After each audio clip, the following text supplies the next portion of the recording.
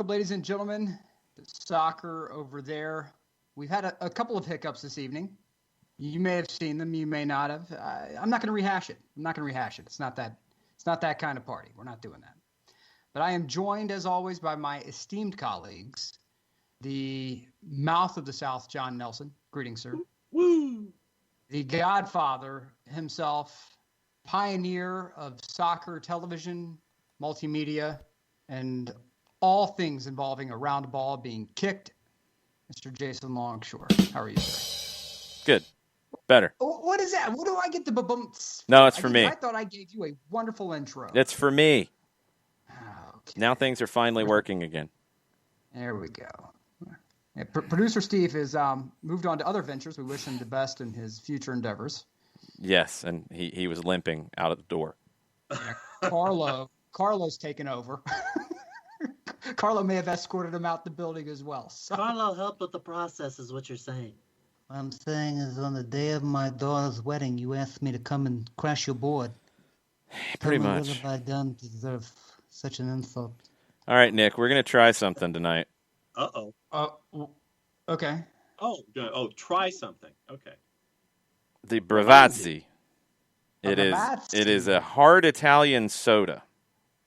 Blood Where orange. did you get this? Uh, Where did you procure this from? I have my places to get this. Well, I'm gonna. I don't know if it's good yet, so I don't want to be like, yeah, go get some. I'm gonna need you to reach out to me on the DMs. It's tasty. Yeah. That's really good. There we go. That's dangerous. Okay. DM. I need DMs. That's Slide dangerous. into the DMs. There. I can do that. Good. I can do that. Please. I'd never seen it. I had the blood orange Italian soda not too long ago and really liked it. And I saw this and was like, oh, wait a minute. I don't like the seltzers, but it's a hard Italian soda. I'll give it a shot. Was this the San Pellegrino blood orange soda that you? I had like the Kroger generic version, like their organic generic, whatever. It was good. Organic generic. Wow. It's Kroger brand, but it's their organic. Was it stuff. like Simple Value or whatever it is? No, it wasn't the cheap one. It was like the organic generic one. The step up. Right. Simple Truth. Simple Truth. There we go. Yeah, I don't think they do Italian soda in the Simple Truth. That's just like red drink. It is. It's red. That's what we had. That's like, especially if your parents shopped at Ingles growing up. You had what was it? The Big Check. Oh Yes. yeah, Great. that was the good stuff. So HEK with the check mark. I mean, the stuff isn't that hard to find. I don't think. Like I literally got it at the gas station down the street. Oh. Like I mean, it wasn't like at some fancy place. In Virginia Highlands. The Chevron. That's why. Okay, that's why. Oh, the one there at the corner. Okay. The Chevron? Yeah. Okay, bet. Like across the way from the Taco Mac. But you have the Palos over. Is Palos? Yeah, it's right across from Palos. Yeah. Okay, then good. That makes sense. Yeah. There. Okay, so You can probably For get it a at Murder social Kroger, distance Captain evening. Ragamuffin. you go and get your Paravazzi, and then you get your Palos, and you have yourself a wonderful little gelato and wonderful blood orange. Yeah, Palos aggressive wasn't soda. open tonight. I would have stopped and got some. Palos is amazing. They're opening a That pizza place- place in that spot next to Palos. A pizza by the slice place. Oh. Mm-hmm. Yeah, see, and the boss and I frequent George's next to Moe's and Joe's. Mm-hmm. And seriously, you can get you can get tachos at George's too, and the portions are astronomical. We're talking Italian food, John. Hey, I'm just saying, when I go down the street to George's, because we know the family, Okay. you can get tachos, which kind of were created on the menu thanks to yours truly and the boss. All right. Hold on. I'm just trying to. I'm just trying to see something here. Trying to check here about the. Okay. Yeah. I don't see where any of that factors in on my list to gelato and pizza. And normally I'm completely in line with your food. And hard Down Italian the soda. block, it's down the block in the same intersection. It might as well be in New Jersey. South Jersey, not even good Jersey. I don't South think you Jersey. have the facilities for that, big man. Shocker. Yeah, pretty much. All right, we're going to try to get back on the rails. We'll try. We make no guarantees. We're not getting back on the rails. There's Bravazzi flowing. There's Diet Dr. Pepper flowing. Are you having a Actually, spritz? it's Diet Pepsi this time because we had to go to the store. Diet Pepsi is incredibly disgusting. I'm saving the Campari spritzes for reasons later in the week. So gotcha. Yeah, probably a good idea. I'm just hitting Guinness tonight. We're gonna keep it light. Why do you think I stopped and got some of this? Okay, I mean, I'm making sure I'm ready to go. All right. Did you get just one, or did you get more than one? Well, I mean, there's a 6-pack involved, and I don't drink that heavily, so I'm good for a little while. Okay, let me go check. I want to see if Total Wine has that. I've never seen it, but literally, I just had like Italian soda, blood orange Italian soda, and was like, I really like that. It's tasty. When I see the hard Italian soda, I'm like, okay, I'll give it a shot, and it's good. It's a win. It is a win. That's a big win. That is magnificent. Another big win. Milan over Udinese, nice. Coming in 2-1, top of the table. Excellent. We're being chased by Sassuolo. De Zerbi's having a fantastic season now that everyone, of course, is chiming in saying, where's De Zerbi going to go? He can't stay at Sassuolo. He has to go. Well, if Antonio Conte keeps coughing up these draws and losses for no reason at all, they drew at Parma. Conte could be on his way out. De Zerbi may have a home. But I mean, do you hear what Conte had to say before they play Real Madrid this week? Oh, please tell me. Conte's like, oh, yeah, Real Madrid's reached out to me. Just the timing hasn't ever worked. But, yeah, Real Madrid's called me up. They've wanted me before. It never worked out. You say that before you're going to play them. I mean, come on, man. Look. Are you trying like the reverse psychology thing about trying to bump the opponent? But yeah. Try to get in the heads of the other team like that? No, I think you're talking because, the hot seat is warming up even more. And you're going into a Champions League match with no Romelu Lukaku. Nope. Oh, yeah. You have players that are speaking out. You have Eriksen saying, previously he was like, he played this past weekend, but before that he was like, don't ask me why I'm not playing, ask Conte. Look, there are major problems right now in that locker room that must be solved. And the problem is they all start at one place because everywhere that man goes, nothing's good enough. Nothing was good enough at Juve. Nothing was good enough at Chelsea. Nothing was good enough at now at Inter. So there's something fundamentally busted with that man's thinking. And He even we'll go as far back as Arezzo. He even was still complaining, even at Arezzo, about how he didn't get the talent he wanted. And look, man, things don't always break in life the way you want. And look, you and I, Antonio, if you're listening, I know you're not, but maybe someone gets it to you, buddy. You and I, Chief, we have the same thing happening in life, but the difference is I looked in the mirror one day and I said, as a man, you know what? Actually, this didn't happen. A barber made this decision for me, but that's a separate story in itself. But I looked in the mirror and I said, I'm okay with this. I don't want to look like I have a muskrat staple gun to my head, so I'm just going to shave my head and be done with it. And Antonio Conte decided to go get the greatest hair transplant thing of all time. Oh, he did tremendous. Of all time. And it looked, oh my God, the stages in which he had it installed were just terrible. Absolutely terrible. But there's something with this man where nothing is good enough. Nothing is right. And I hope he gets it solved because he's a toxic personality for every locker room he walks into. So this is what he said. Right now, I'm very much concentrated on managing Inter. I've begun a project here with a strong ownership, and I'm happy. We're building something important here. It's true that in the past I had the opportunity to manage Real Madrid, but maybe it wasn't the right time. I want to carry forward the project here. Of course, in the past, there were a couple of moments where I was very close to managing Real Madrid. But the season had already begun, it would have been difficult to take over, the club had already planned things out, and I sincerely thought it was best to defer it. Not that he came close to getting offered the job. He's basically saying, I was offered the job, and I said, nah, right. I'm good. I'm going to say no. I'm going to pass, but thank you. Yeah. Okay. Yeah. there's something off with this guy. And if you couldn't get all the players you wanted at Chelsea, you're gonna get all the players that you want. If Roman's not opening the pocketbook for you, it's not happening. Just stop. At Juve, you were responsible for resurrecting what was previously thought a dead giant. Well done. You were expected to do the same at Inter. Probably had the single greatest season in Serie A history.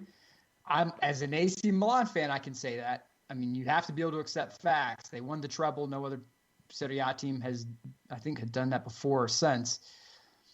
So you have to respect the truth when it's right in front of you. And Inter fell off. Conte was brought in with expectations that he could work the same magic that he worked at Inter. But the problem is that everyone forgets toward the tail end, his toxic personality pushed everyone away. He had no more supporters within that organization. So, and it really didn't help when Allegri came in and just kept going like it was no big deal. So, but Conte's going to have to get this solved because Parma was up 2-0. And it looked like they could have, had they kept their foot on the gas, they could have walked away with a win. However, Inter was able to get one, and then they were able to score one at like the death to get the draw. There's something wrong with this team. They were my pick for the Scudetto this year. It just baffles me because they have talent. It's more than just Lukaku being out. There's just a mentality with this team that's not clicking. It's not making sense. And if you're an Inter fan and you're out there, please just talk to me and let me know what you think. Guys, your thoughts. If everything falls apart, then who do you bring in as your who's on the hot list? And it's like, who do you bring in for this kind of a situation? We know who it is. I mean, it's Pochettino, it's Allegri. I mean, it's the name. Those are the two biggest names out there, right? Fair. I think those are the two that are out of jobs right now that are the biggest. Yeah. So I think that's who you're looking at. I think those are the ones that are making sense. So we'll have to see. I mean, they're feeling pressure because of the league situation. They're watching teams kind of edge away from them just a little bit. Yeah. They've only got 2 points in Champions League, which is not where they want to be. They have no Lukaku tomorrow. And maybe more than anything, and I mean, Nick would probably be able to speak to this better than I would, the fact that Milan is doing so well maybe adds more pressure to Inter. Yeah, it does, because you saw it with Pioli, who the previous manager at Inter, who actually took over right after Frank de Boer. And so you had Pioli in there, didn't work out. You've had a string of managers since then, none of which have gotten you the results. And then you watch Milan come in with a bunch of loan players and like a 36-year-old Zlatan who is balling out of control. And you're sitting there looking at yourself like, wait, how are they doing this when they were just busted for financial fair play, booted out of Europe, under the big giant spotlight of financial mismanagement, and we are what? We're in 6th place in the league? Like, how is this making any sense? You have no choice but to look at this and say it starts at the top. It starts with Antonio Conte. They provided him with players. He had the opportunity to get Tonali, who's really rounding into form, and you didn't want him because you didn't want a project. So instead you go get Vidal, and you're not really seeing a lot of results from these guys. So, I mean, right now, Inter tomorrow is a plus 300 going to Real Madrid. Real Madrid in the aggregate, courtesy of our friends at Odds Portal, is a minus 116, and your draw is just on the north side of plus 300. But that has nothing to do with how Inter's playing now. I mean, you're going to Real Madrid. Like, they're going to be the underdog. That part's pretty normal. It's just you're the underdog in a game that you need to win, and you're missing your striker now, and that pressure is only going to ratchet up if you don't pull something off here as an underdog. It's it's going to be an interesting one to watch. I've said for a while that I think that's the job Pochettino gets. Now, Mauricio Pochettino did speak on English television today. He was on Monday Night Football on Sky, and some clips have made the rounds. He talked about Bielsa. We talked about how he's ready to get back into football. So he's putting it out there like, hey, guys, don't forget about me. Inter might be the biggest job that opens up, in my opinion. And I think he'd be a perfect fit. If they get washed out of Champions League, it's going to be the first job that's going to open up. Yeah. Because Manchester United, if their league position doesn't improve, they might open up first because they're in a scary spot league-wise. And it's crazy because Champions League, they're in a great spot, but league-wise, it's not good. Right. It's not good, and that pressure will ramp up. I wonder which is the better job. And you know more about Inter's front office than I do. Right. I wouldn't be convinced by taking the Manchester United job because I wouldn't be convinced about the roster I'd be given. No, and there's no guarantee that Ed Woodward's going to provide you the players that you want. If you come in and say, I need player X, Y, and Z to get this done, or even within that mold, that framework, you say, okay, well, as the sporting director, I'm going to look at this and I'm going to say rough player valuation is between 60 to 80, 90 million. We're not spending that right now. And why would you want to go for that when you have Inter who are willing to spend on the right players, but at the same time, they've dumped money into the project that Conte wants to build, and they have nothing in return for it. So why would you keep spending on this, obviously? And not to mention the guy's being a brat. He's talking about, well, I should leave. Oh, I think we're done here. And then he flips it and says, well, the players aren't getting enough credit for, then it's, oh, woe is us. We're getting mocked by ownership and the fans and everyone else. No, if Conte leaves, it is a much cleaner entrance for Pochettino there because Conte's practices are notoriously difficult. They're very hard. He's very tough to deal with. He can be very prickly. It would be a far smoother transition, I think, for everyone within that organization if Pochettino steps in versus Man United, where you do have Ole Gunnar Solskjaer, who's struggling in the domestic table, doing very well in Champions League. But there may be people inside who say, look, just give the guy a chance to raise the domestic form. They'll figure it out. It's COVID world. What do everyone gets a pass.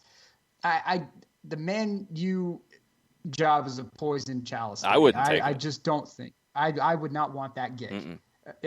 Not right now. Yeah. Maybe once they boot Woodward and get things sorted out, maybe it's a different thing. And for the Man U fans who are like ready to start punching holes in the wall, this has nothing to do with your team historically. It has everything to do with right now there's mismanagement in place. You have a club legend. Replacing a club legend is difficult. I know this because I watched Milan do the exact same thing for almost a decade. It doesn't always work. I think you're at a point with Manchester United where Ole was what they needed when they hired him. They had lost their way. They had lost who they were. They're still not who they were, but Ole has stabilized them in a lot of ways, from the Louis van Gaal and Mourinho negativity and dysfunction. Ole's fixed that. Right. Ole has, I think, got a good group together. I don't think they're good enough, especially defensively, and that's going to be their downfall. Is Ole good enough? It's hard to tell because I don't think he has enough to work with, like Chelsea, like Liverpool, like City. You can even start to compare it to Tottenham, to Arsenal. You can start to say, well, look, does he have enough for them? Right. And I don't know if he does, but you might have to make that change because the heat gets too hot for him. And you do, and then you're in this never-ending cycle where all the work that Ole did to stabilize things is washed away by whoever you bring in next. Right. And whoever comes in has to come in knowing that they're going to get the support from the leadership to make the right signings, to be better. And there's no guarantee of that because there hasn't been that since Ferguson left, to be honest. I mean, since that group, that not just Ferguson, but the people with him that handled the signings, including Sir Alex, when they left, I mean, the recruitment has gotten really poor. It's just randomized. That's not going to work. That's not going to fly. Not against now 5, 6, 7 teams that are going to be better than you and recruit better talent than you. Yeah. Right. Here's November for Manchester United. Manchester United right now has a match in hand, and I think if they win that one, they're like they'd be at 10 points at that point. They'd be like 12th. Here's November for Manchester United. It's home and away with Başakşehir in Champions League. First one is on Wednesday in Istanbul. Then you come back. You've got Everton, the international break, West Brom, then the home match, the home half of the home and away with Başakşehir. Then you finish the month of November after Thanksgiving against Southampton. So that's November right now for Ole.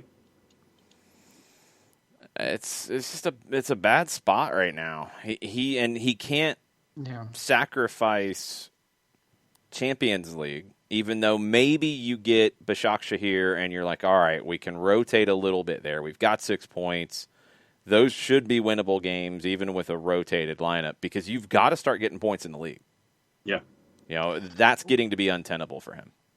Well, here's one thing. If I'm, and it's not going to happen because I don't trust Edward Woodward to do the right thing generally, but you have to be thinking, if you're the Man United board, are we really going to win the league this year? The answer is probably not. No, but that's not it. So, that's not the issue. You got to get fourth. Right, but the thing is that in this COVID world, we need revenue. And if you can progress deep into Champions League and secure more money, I might be willing to deal with a slow start if the form in Champions League continues. If that form slips, I might be more than, ready to pull the trigger. I get what you're saying. You have to get the top 4. I understand. You have to get Champions League next year. I think you can't, because you're not going to win Champions League either this year. You don't have a squad that can win Champions League, I don't think. So stranger things have happened. They have, but then you're really buying a lottery ticket and hoping you get lucky. You think you can get to at least the final 8? Yeah. I don't think it's a guarantee. And if the form continues, I think they can get to the final. I think they can, but the problem is if they don't, and they don't make next year's Champions League, they're screwed. Yeah. Because right now, the way they are in the standings, they're 15th, but they're also, and this is hopscotching a boatload of folks, you're 6 points out of 4th. And you've got a match in hand. Mm-hmm. So you've got to get a run going domestically to rocket up the table to get into that 4th position. It can change quickly. And I'm not in any way advocating that Ole goes. I think they should stick by him. I just don't think he has enough talent to be consistent with that group, especially with the amount of games they're playing right now. But that heat is going to continue to ratchet up. And Pochettino saying, hey, look, I'm ready, is going to increase that heat. You're going to see headlines tomorrow of poach to Man United, poach to Man United. It needs to happen. It's got to happen. It's got to happen. I still think the job that makes the most sense for him and the job that should open up first is Inter. There's one extra thing to consider about the Inter job, and that's Javier Zanetti. He's pretty high up on that Inter board. He's an Argentine legend. Mm-hmm. He is somebody who can call up Pochettino and Argentina have a conversation. Yeah, former national team teammates. Right, and say, buddy, this is the spot you want to be. We're going to give you every opportunity to succeed. You want to build the squad? We're going to build a squad. Milan is amazing. This is a great life over here. You're going to come here, not going to want to leave. Yep. That is the conversation that Inter should be having through back channels right now. Mm-hmm. Right now. Engage that interest. Yep. Because Conte will not be there at the end of the year. At the end of the year, whether he's leaving or whether they boot him, he will not be there. So you might as well go ahead and start putting out the feelers and get a qualified top flight manager now before the January window.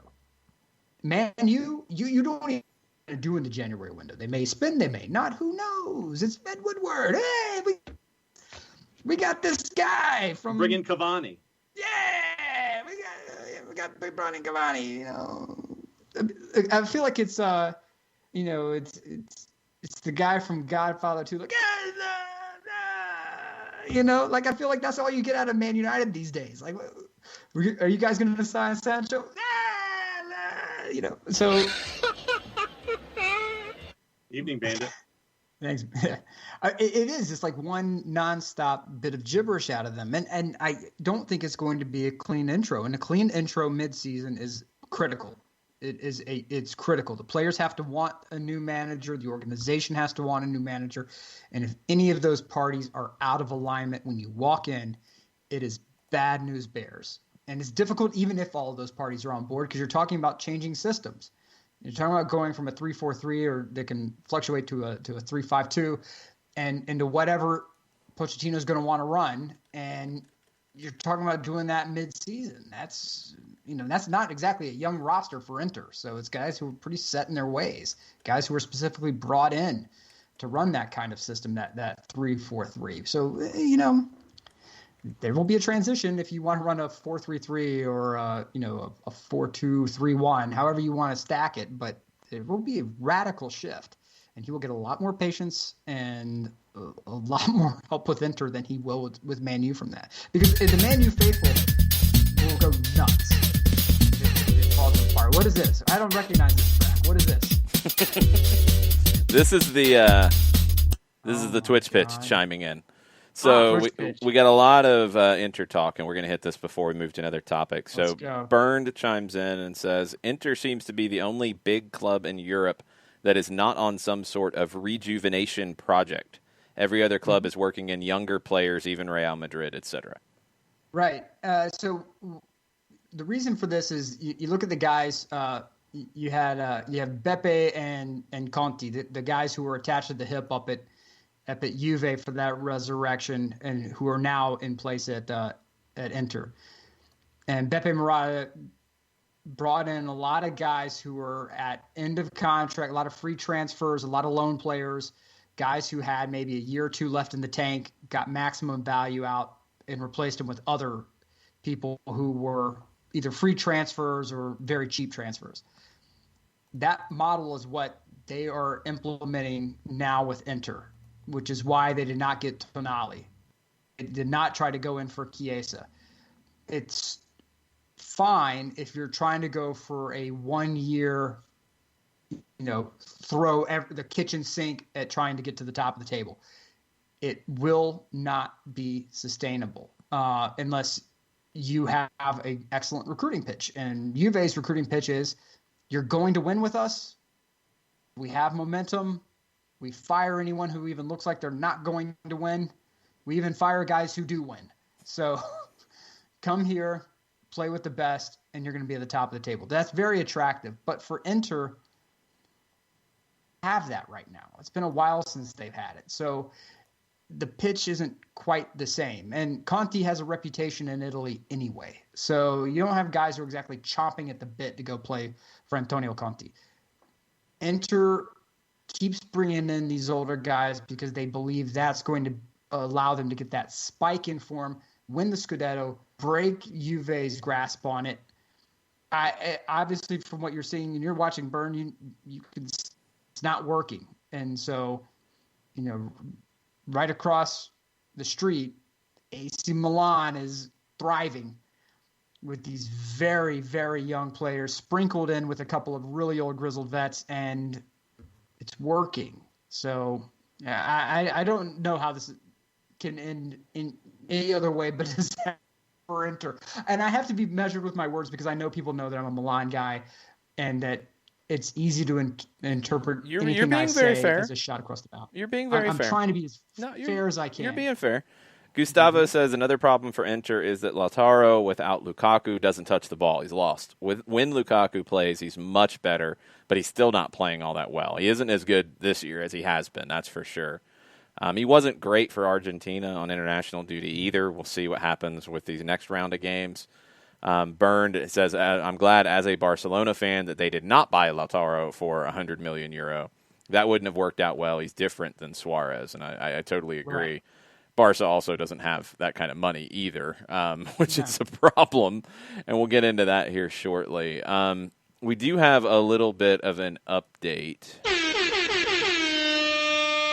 So this hit a few hours ago that Diego Maradona was going into the hospital, and of course everybody initially thought COVID because that was the biggest concern for him due to his just general health, and it was initially said it's not COVID, you don't have to worry about that, but they didn't really know what it was. Andres Cantor tweeted out that Diego Maradona did not have a stroke, which was another one of the rumors going around. He was hospitalized by recommendation of his personal physician to stabilize him due to his alcohol problems, his emotional state, and all his health issues that are complicating his well-being. He'll remain in the hospital for 3 to 5 days. I hadn't heard anything about alcohol with him lately. I had seen some reports out of Argentina from friends who said he was depressed. And health issues, are just it's always going to be a battle for him at this point in his life. That's not going away. Right. So everybody is saying it's not serious right now in that it is a serious health issue. But it's not like he's in critical condition. I guess that's the best way to put it. It's serious because he's going to the hospital for a few days. Correct. And he is involved in making that decision. It is not he's in critical physical condition. So if that's all we know right now. The depression is what I had been hearing multiple times. And if you saw on Friday, his birthday, he did appear at Gimnasia's match. And the plan all along was that he would not stay. Because there were a lot of concerns about him being there, period, with COVID concerns. He did appear early on. They did make some presentations. He didn't look well, and it was hard to tell if, it was just, we've seen him be very slow, kind of methodical with moving around. He did have both of his knees replaced not that long ago.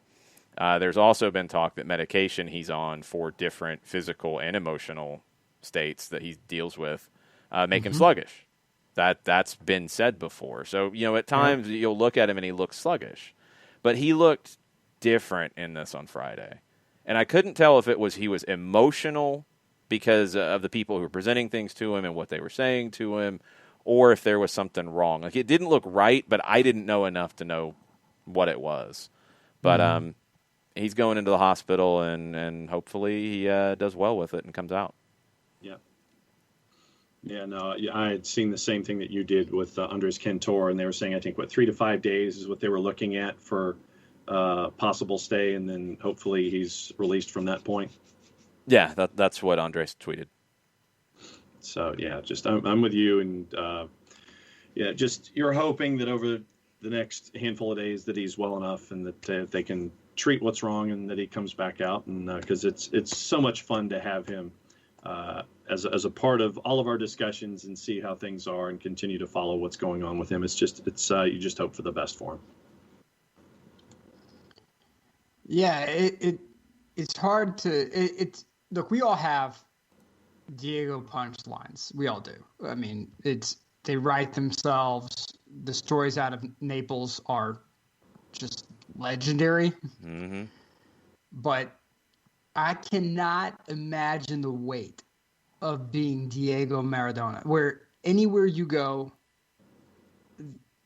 you are instantly recognizable. You are like the one named man, like you, Pele, Ronaldo, Messi, like Maradona. Anywhere you go, you cannot escape being Maradona. You must always be Maradona. You can't be just Diego hanging out.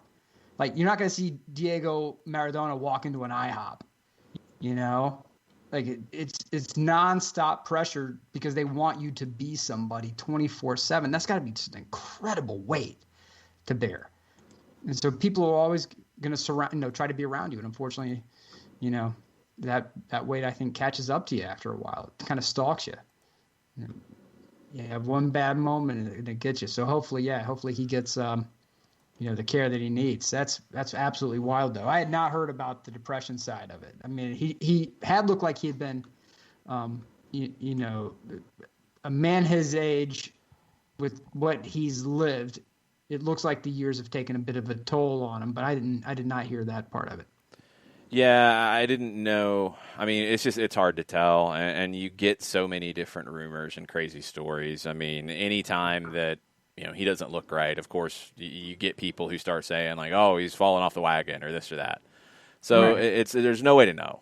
Yep. Gimnasia I think has been good for him having a job. I think Gustavo and I were chatting about this one day, and while like him being at Gimnasia has helped kind of stabilize the club, I think they've kind of saved his life in a lot of ways because it's given him something to focus on, something to do, and he's beloved there, and they've treated him really, really well. So hopefully everything goes well here, and he's back on the touchline here soon. There's going to be a lot in the Argentine media about this because, as we said Friday, you've got just as many people who love Diego and honor him every day when they talk soccer as people who can't stand him and have always not been able to stand him. And those are the people who are going to come out with lots of things. His daughters right now are saying some different things in the media attacking those people because when this has happened in the past, they've come out with awful things that they've said. So it's going to be a tabloid story for a little while. And it's a little hard to tell exactly where the real news is. We'll try to keep you updated as best we can, but yeah, it's going to be bonkers. Come on, Diego. Let's go. He's a tough little dude. To still be with us after all that he's lived in a lot of different areas of his life, he's not going to go down without a fight. That's for sure. So we will see how this will go. We'll keep you posted. The Argentine League is back. You've got a match right now on TIC with Rosario Central. I was able to watch some games over the weekend. It's weird without people in the stands. I think maybe it's weirder in Argentina than it is anywhere else, just because you're so used to the songs and all that being part of it. At least they have those soundtracks, which is great, but it has a very different feel. Defensa played well and lost 3-0. I mean, it was just a bonkers game where they got hit on counter after counter after counter, and they're dealing with Copa Sudamericana right now.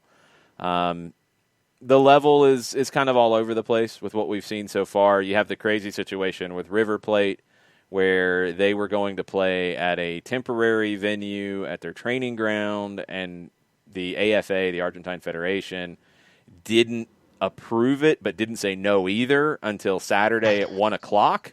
Yeah. And they said no, and you got 7 hours to tell us where you're going to play tomorrow night. And River's like, we can't do that. So they postponed it to Tuesday, and now they're going to play at Independiente's venue. So it's just where they've been playing Libertadores. So it's like, why didn't you do that in the first place? Yeah. You got that drama. Boca gets a win at Lanús.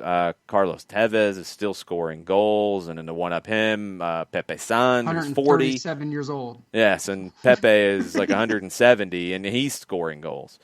So good first weekend. You've got the match tonight. You've got River playing tomorrow. That rounds it up. And then you've got the teams back in Sudamericana for the second legs of that. And we'll get into those in a little bit. Defensa did win their first match in Copa Sudamericana on the road in Paraguay against Sportivo Luqueño 2-1. Looked okay. Looked all right. They got the win on the road. That's always good in South American competition. So Argentina is back. The craziness is back, and everybody will definitely be keeping an eye on the Maradona situation, and we'll keep you posted as we go with it. Other news, because we've got some topics we need to hit. We've got a lot of Champions League we need to get into. We need to get into Liverpool. There's a lot of Champions League updates. There's a lot of teams that are going to be affected by COVID-19 in these matches this week.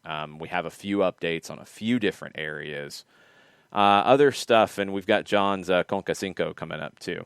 So we'll save the CONCACAF. We have some other things to discuss. We got lots of stuff to discuss. So we've talked about Italy. Let's finish with Italy on these two things, Nick. So right. We'll save the good news one for you at the end. VAR is being discussed again. There was, again with Inter, there was an incident in the 2-2 draw with Parma. Perisic appeared to be pushed. Inter was furious it didn't get reviewed on the pitch side monitor. Serie A's refereeing coordinator, Nicola Rizzoli, later said a penalty should have been given. Where is the refereeing conversation in Italy right now? It's a mess. It's But become a mess. You have to understand it's a big time mess. With Inter, it is what it is. Inter is always known for being a little bit whiny when it comes to the refs because they don't feel anything ever goes their way. Now, the problem is a broken clock is right. How many times?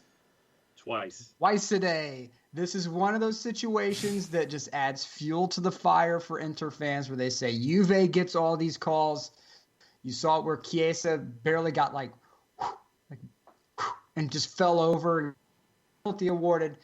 And you see with Inter and they can't get the call. And so, of course, Inter fans are losing their minds over this, but really Serie A has a lot of work that they need to do when it comes to VAR, implementation of VAR, and the refereeing in general. And we've discussed this on this show that just like the players need a break, they needed that long off season. So do officials. They did not get that off season. And for everyone out there, for those of us who are doing Excel spreadsheets and you fat finger this and you mess up that and you accidentally put the wrong formula in here because you're a little burned out, congratulations. It happens to officials as well. So they're trying to figure out right now what they can do with the officials, how they can get the calls to be cleaned up, how they can get VAR cleaned up. They're making an example out of the goon, Giacomelli, who was the referee for the Milan game that was an absolute disaster, where they're banning him essentially for a month. And then there's talk now of maybe booting him down to Serie B. Oof. Hopefully that is the wake-up call that the other officials need to get in line. I don't think that's going to have the effect needed because by and large, Serie A refs are not terrible. VAR is not terrible in Serie A, but these guys are just burned out. What do you want? You think it's bad now? Wait until January and March. It's going to be horrific.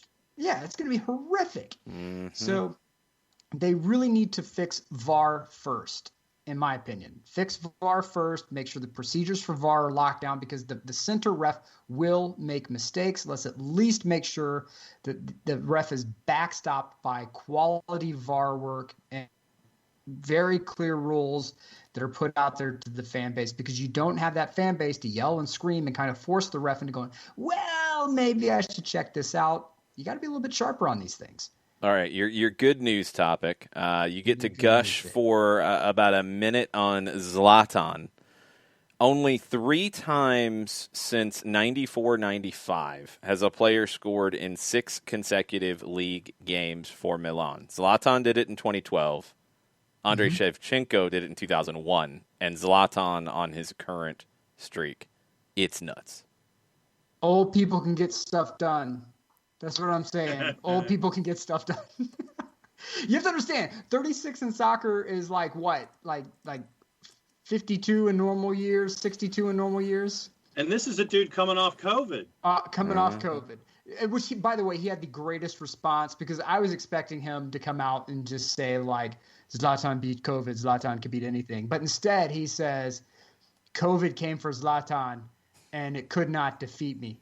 But you are not Zlatan, so you must socially distance and wear masks. The PSA was really good, really well done.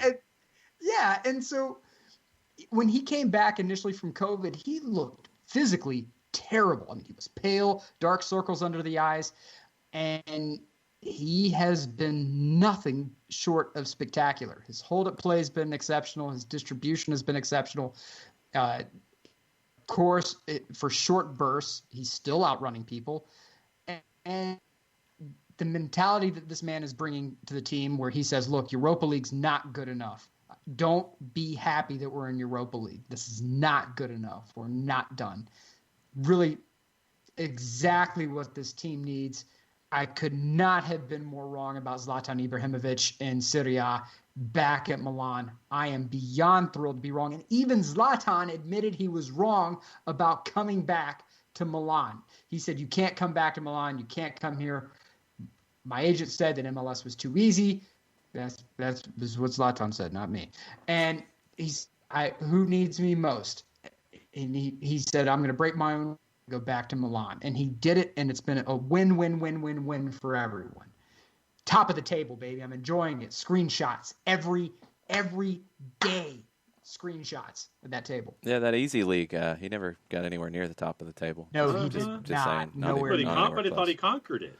No, he didn't conquer anything. He conquered like one playoff game. That's all he conquered. Oh, come on. No, he didn't conquer anything. It's kind of a joke. All right, let's get into Spain because there's a lot. I'm going to try to make sense of where Barcelona stands. Yeah, I'm going to try. I make no guarantees. 1-1 draw with Alaves.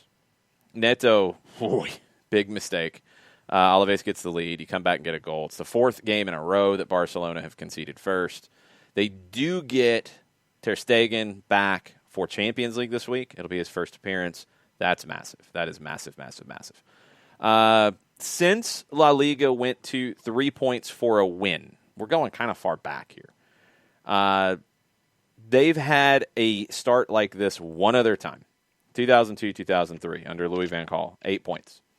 Van Gaal was sacked in January of 2003 with the club in 12th place. Barcelona's in 12th place right now. Okay, so Ronald Koeman, not going well. It's not working well.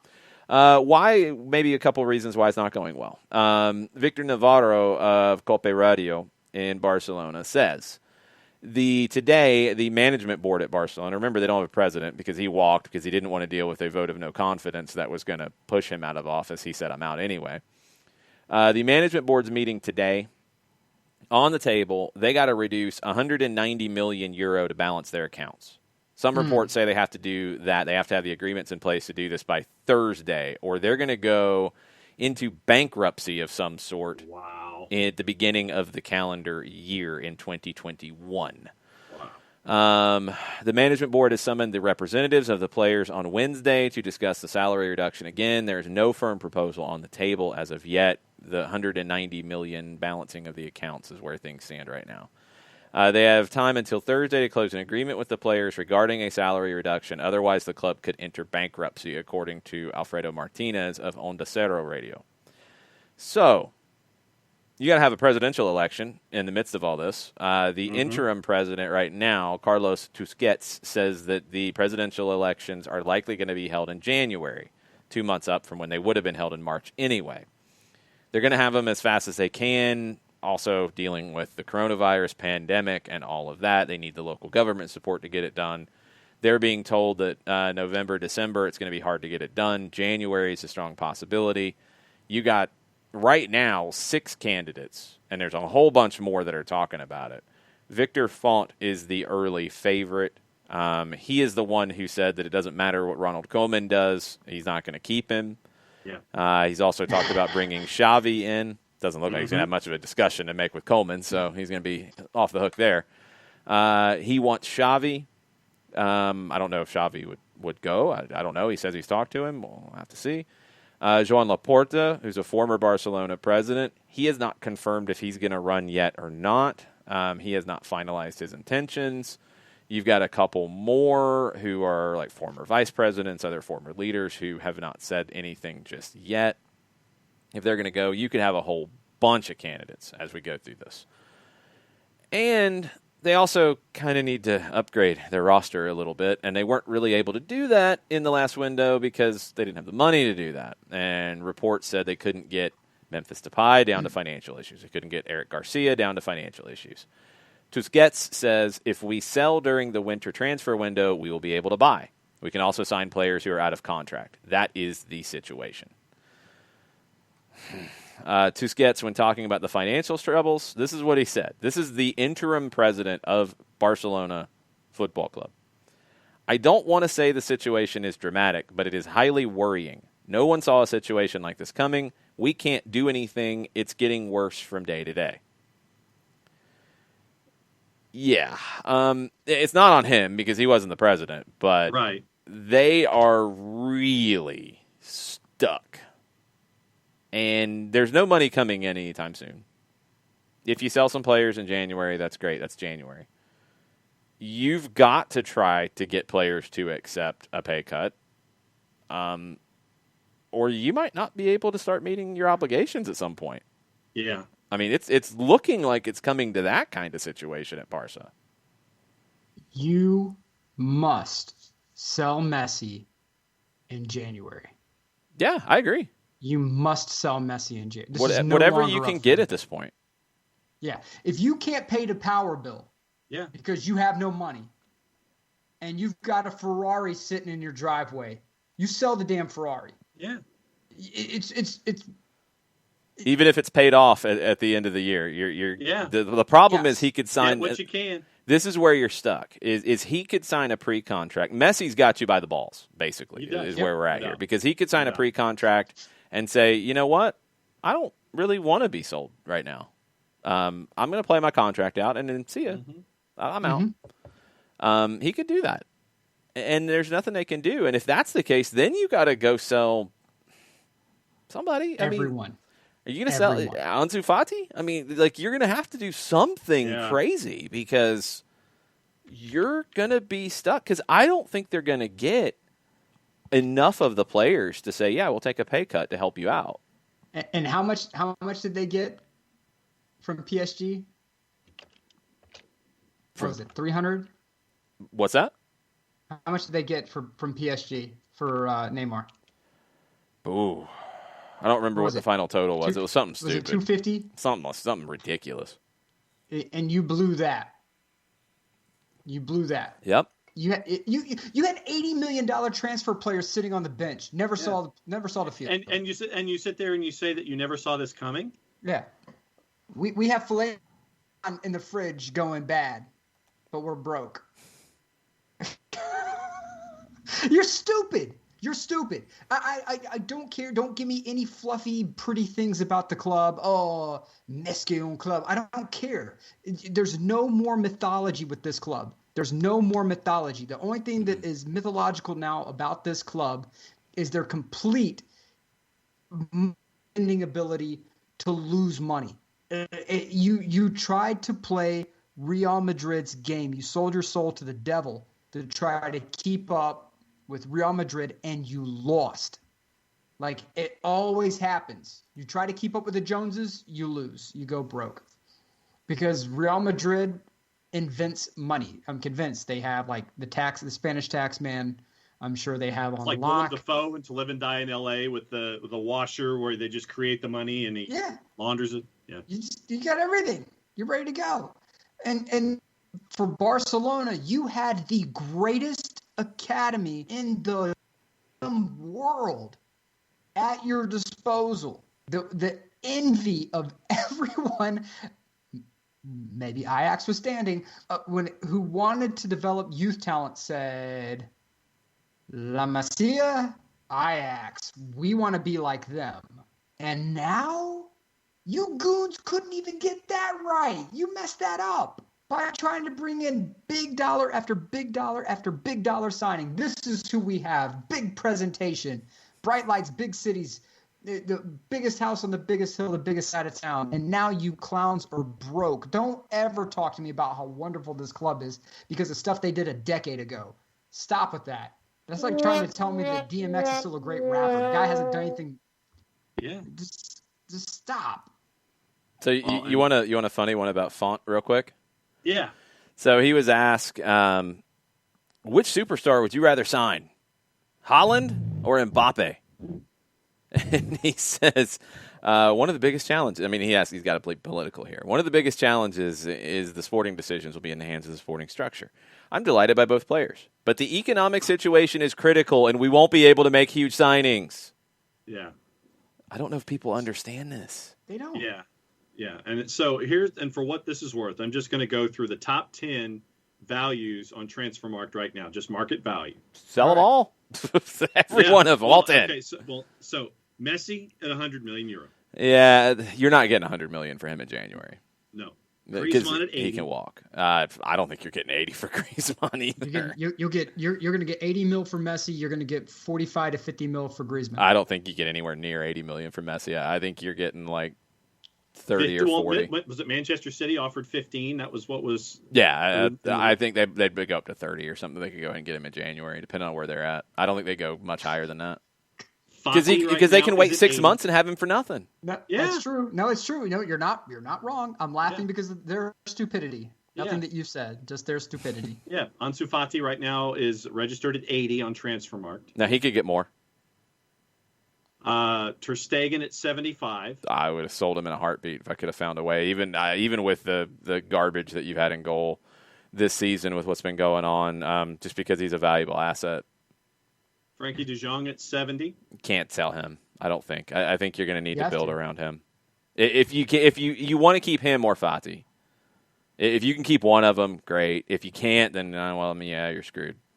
How many million did they say they were in the hole? Well, the 190 million euros, what they're saying. Yeah, They'll get some back from players, I would assume. There will be some who will take cuts. If I'm Real Madrid, I'm calling up right now and I'm saying, hey, Ter Stegen, talk to me. How much? Let's make a deal.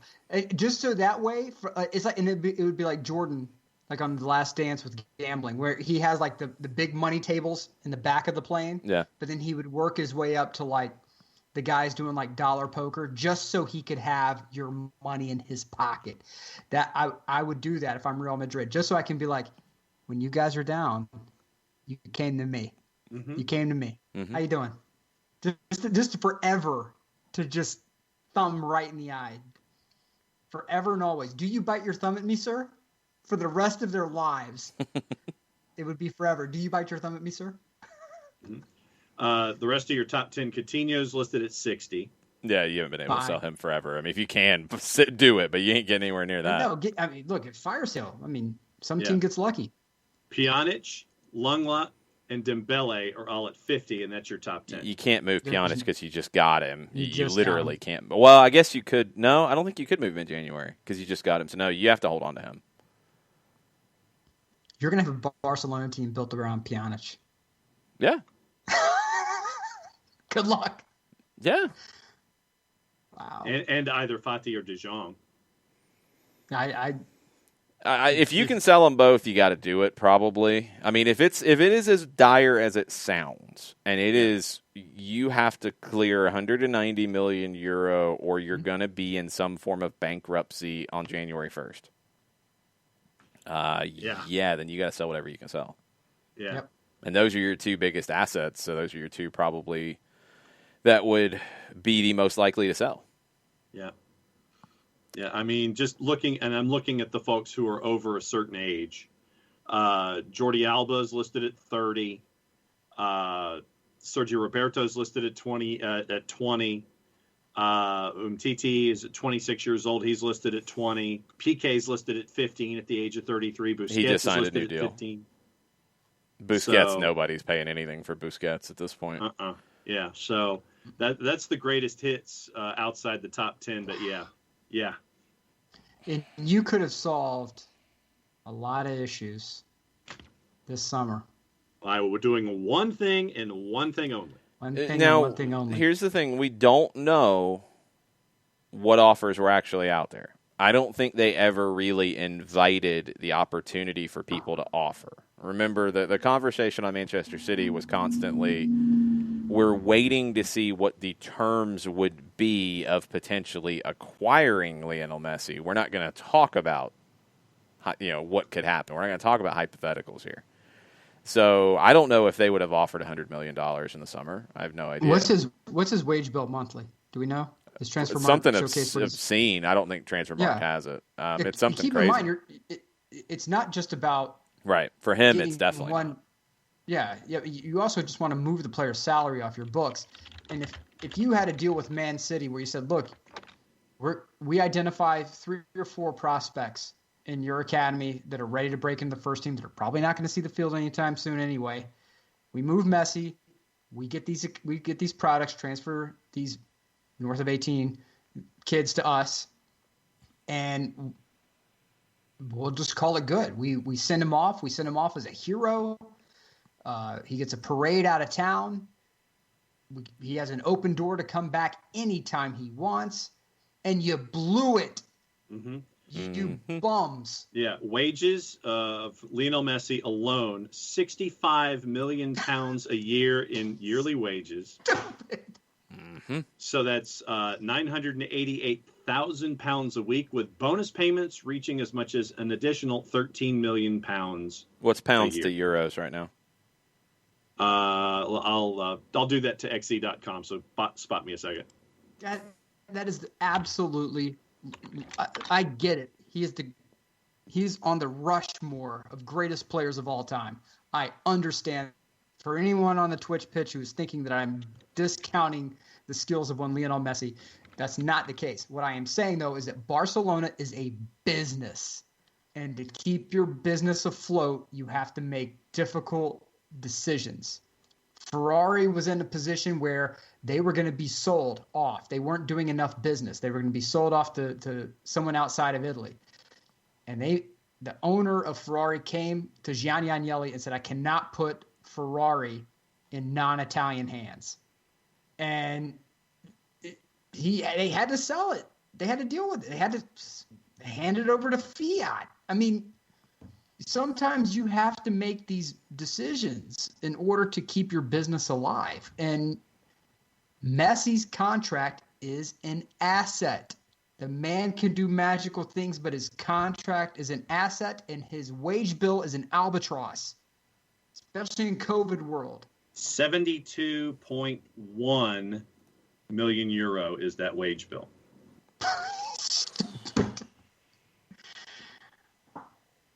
Wow. Uh-huh. Sometimes it's about stopping the bleeding, and moving that man's contract would have stopped a lot of bleeding. Mm-hmm. Mm-hmm.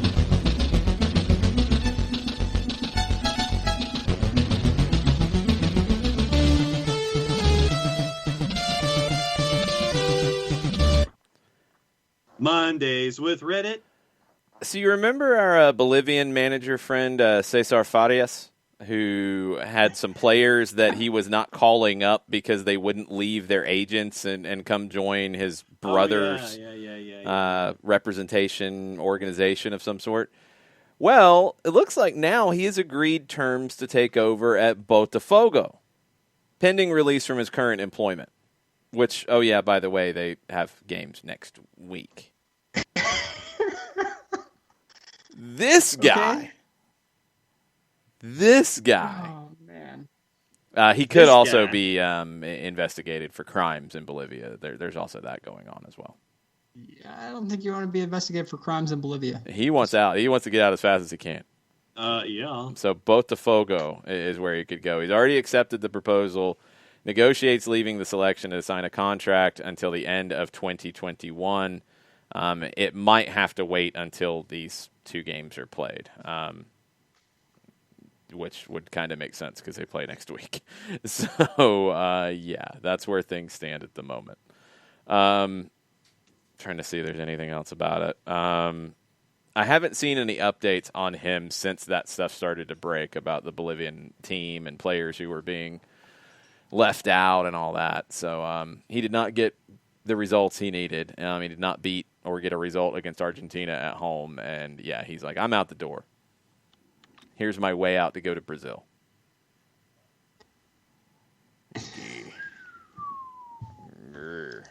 All right. If you get that Botafogo job, buddy, you better be managing for your life because you don't want to have to go back to Bolivia. No, he'll find somewhere else to go. Find somebody else to rip off. He'll head over this way. It's like, look that way. I think he goes the other way. I would be managing in Nepal by You might have to. 8 p.m. Himalayan time. You would never see me again. All right, let's get a quick England update before we jump into some other stuff. So, headlines out of England. Gareth Bale scored his first goal for Tottenham in a long time. A header off the bench, 2-1 win for the Spurs over Brighton.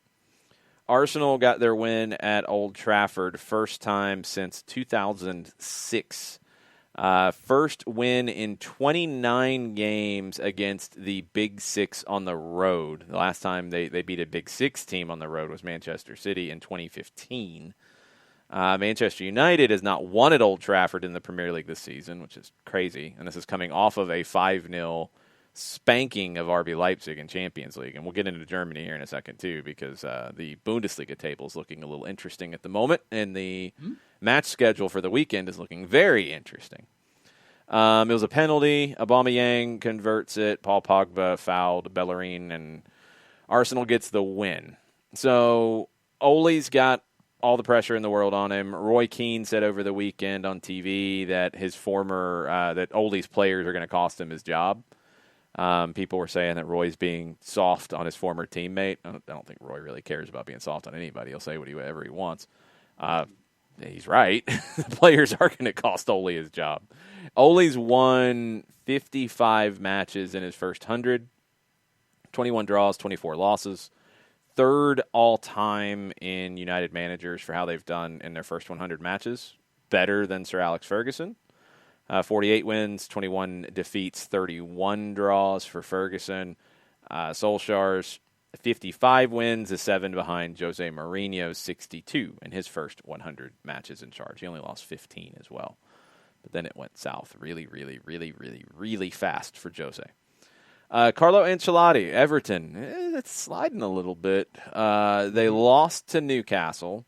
Robin Olsen played, and now there could be a bit of a goalkeeping controversy because Jordan Pickford has had some meh moments this season. Robin Olsen comes in and does well, even in the loss. We've talked about it before. He's a guy that Ancelotti trusts, a guy that Ancelotti knows and likes, and would not surprise me if Olsen continues even when Pickford is back. We'll have to see. Those two guys are going to discuss Roma on a regular basis. I promise you they do, because Ancelotti will always have a soft spot in his heart for Roma. If you read his autobiography, he goes into pretty great detail about his love for Roma and how it's a job that he's always thought of wanting. So Olsen was there for a long period of time. I guarantee you if those boys start talking Roma, he's going to work his way into Carlo's heart pretty quickly. So this is something to keep in mind. Olsen knows what he's doing. Those little underpinnings, those little relationships things that people may not necessarily be thinking about on a regular basis. Rope says Everton looked fragile without Hamas and Richarlison. Yeah. I mean, they're not super deep with that kind of talent. When you're missing it, it shows. Yeah. Off the field, Wilfred Zaha has become the latest high-profile player to join Rock Nation. Marcus Rashford's there, De Bruyne is there, Lukaku's there. Now Zaha is there. That's a big get. Rock. We'll see if he actually gets transferred here at some point, because I don't think The Rock really cares about anybody at Crystal Palace. Correct. I think the Rock will want to get him out of there. Chelsea, we got to give Chelsea a lot of credit. We got to give Frank Lampard a lot of credit. 4 straight clean sheets after the defense was Lampard said they're finding the right balance. He said there was certainly balance there, and we worked on that. That's part of the process when we've brought in new players. When you're keeping clean sheets and scoring goals, you're going in the right direction. That is 100% correct. You also get Thiago Silva back in the group. You get a goalkeeper who is not a walking calamity, and you're going to be in good shape. Edouard Mendy has really helped a lot. Yes, he has. I said they were going to draw this past weekend. I said they were going to draw after that win, and so they were probably going to win the Champions League game and draw domestically. They came through and they shocked. Well done.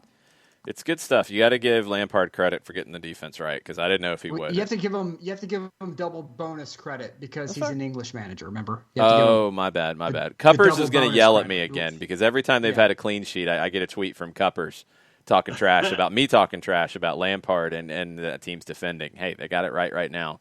We'll see how long it lasts. Liverpool, top of the table, the plucky upstarts, back on top. Jurgen Klopp described Nathaniel Phillips, who, I mean, you're pulling pieces out of your academy right now. 23-year-old, described him as a monster in the air in the 2-1 win over West Ham. You don't have Van Dijk. You don't have Matip. You don't have Fabinho. And Phillips was very good, got a lot of praise. You're going to have to rely on these situations. It's going to have to be kids. It's going to have to be guys who are going to have some good moments. Can they sustain it is going to be the question. Can they sustain? See, Domer's now giving me crap about giving Chelsea credit. I said we had to give them credit. I said we had to give them credit. We did. They got it right. It was way out of balance. You also have a goalkeeper who's not somebody that you're watching with your hands over your eyes and peeking through the fingers. Like, you can actually trust Mendy. Yeah. You have a keeper who's not being insolent to a manager.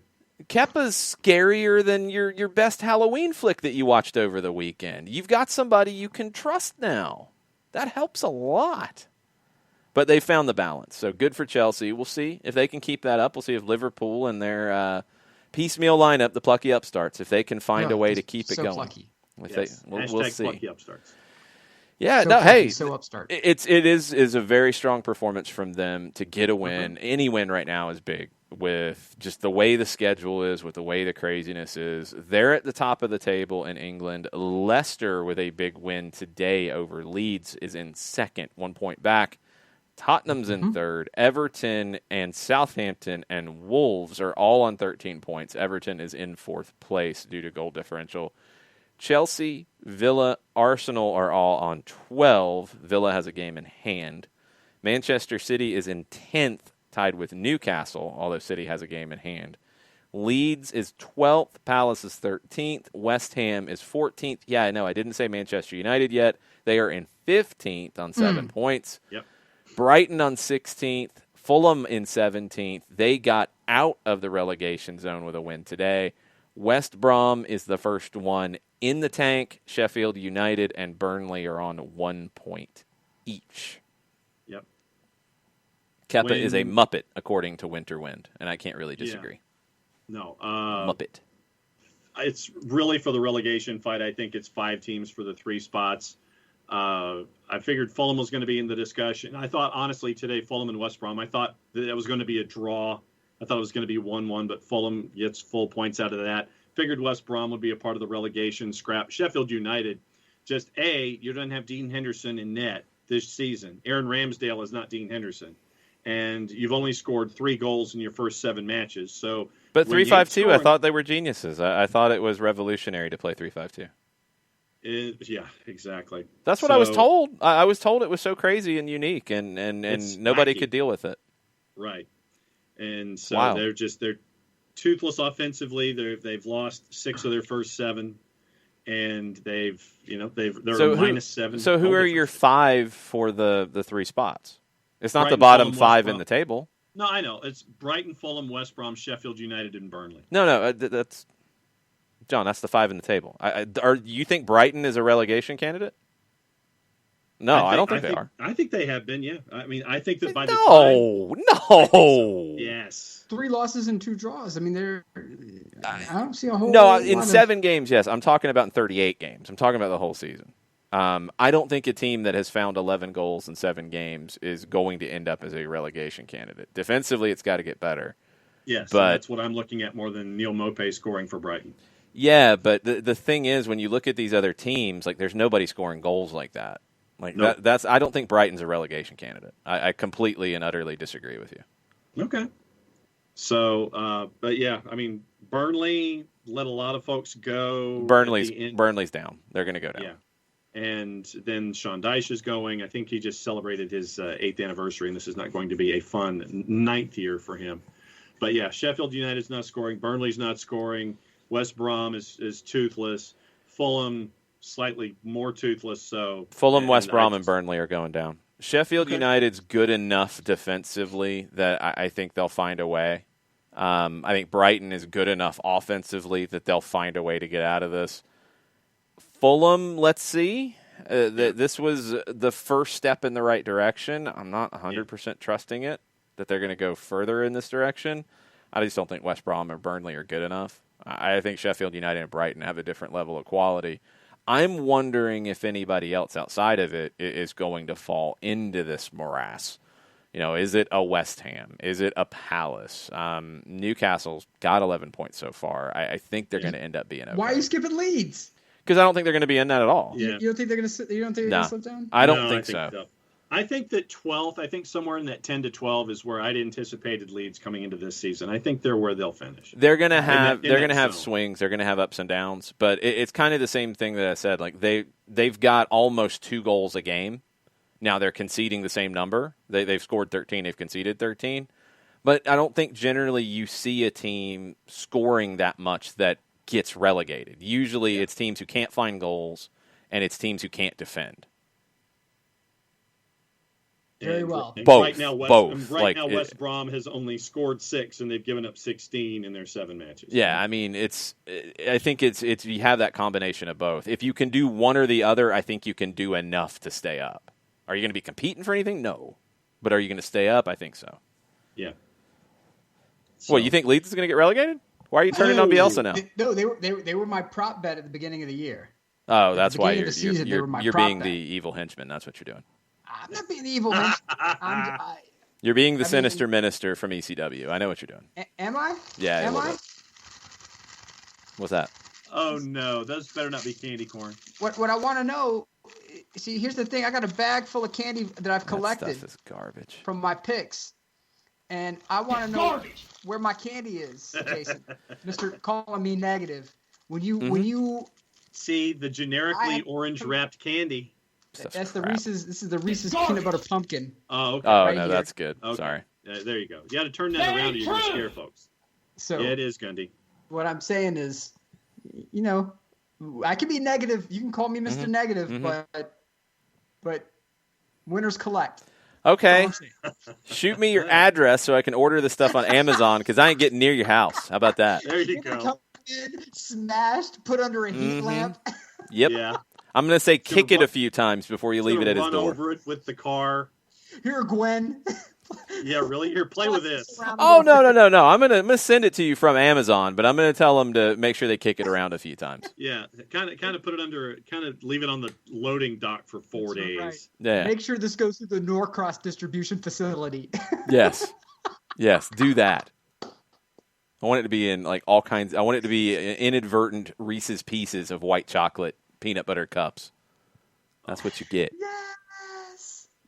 Yeah, I gotta get a scouting report on that inverted Reese's peanut butter cup. Oh man. Because the boss actually got a bag of Reese's and put them in the freezer and surprised me with them yesterday. Yes. Yeah. See. Boss came through. I'm completely confused. Okay, hold on. You got to get a scouting report on what exactly? The white chocolate Reese's, the one that's the inverted one, the one that was a part of the bet. It's not about being inverted. There's nothing inverted. It's white chocolate instead of milk chocolate. Yeah, that's it. That's not inverted. There's no white chocolate in the normal Reese's peanut butter cup. But isn't there also one that has the peanut on the? Yes, but that's not what we're talking about. You're confusing me, man. The white chocolate one is just replacing the milk chocolate. Okay.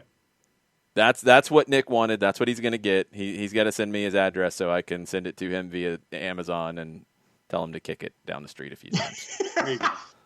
Excuse me, Amazon truck. Can you run this? Can you run over this before you deliver? Can you back over it a couple of times? Yes, please. And wait till it's raining to leave it outside, oh, there not you under go. anything. Even better. Please do That's that for awesome. me. Please. Winter Wind says the white chocolate Reese's are an abomination. That's a little harsh. They're not that bad. Oh, They're not that bad. bad. That goes away from the traditional Reese's presentation, and I can understand where that opinion comes from. Well, you're afraid of it. You thought it was inverted, so I don't even understand how that came into play. I just, like I said, I thought it was just something different. It is something different. My brain's going to explode. Giving him his a Scanners moment for the show. Yes, it happens all the time. Okay. Good to hear. That's my brain. unbelievable. This is. Oh, did you you want to go into Champions League for tomorrow and Wednesday? No, because we still have to talk about. Man, I don't have a good theme for it. I think we're going to need it. I don't have anything German. I need something German in here. There has to be an Oktoberfest song. There has to be. Yeah, there's got to be some public usage Oktoberfest. I will find. Go ahead. I will find something German for future discussions of the Bundesliga because I think we're going to need it. So we'll just get a drum roll for now. All right. So, RB Leipzig was in first place. They were. They lost 5-0 to Manchester United in Champions League. They lost over the weekend to Mönchengladbach. They are now in third place. And you have two teams level at the top of the table, Bayern Munich and Borussia Dortmund. Everybody knows them. Everybody loves them. Not really. Not always. But they play each other this weekend in the last match before the international break. And ESPN Plus is making a day of it. They are blowing it up. So, virtual watch party for Der Klassiker, if you want to get in on that. I believe it's on Zoom. Yeah, it is. You can register. You can get a free Zoom link. You can be part of the virtual watch party. All kinds of stuff. The game's at 12:30 on Saturday. 12 o'clock, they're having a half-hour pregame show with Dan Thomas from ESPN FC, with Steve Cherundolo, U.S. men's national team legend. Jan Fjortoft, played in the Bundesliga, works in Scandinavian media. Yeah, you've got a reporter on site as well, and you've got Jurgen Klinsmann. Yes.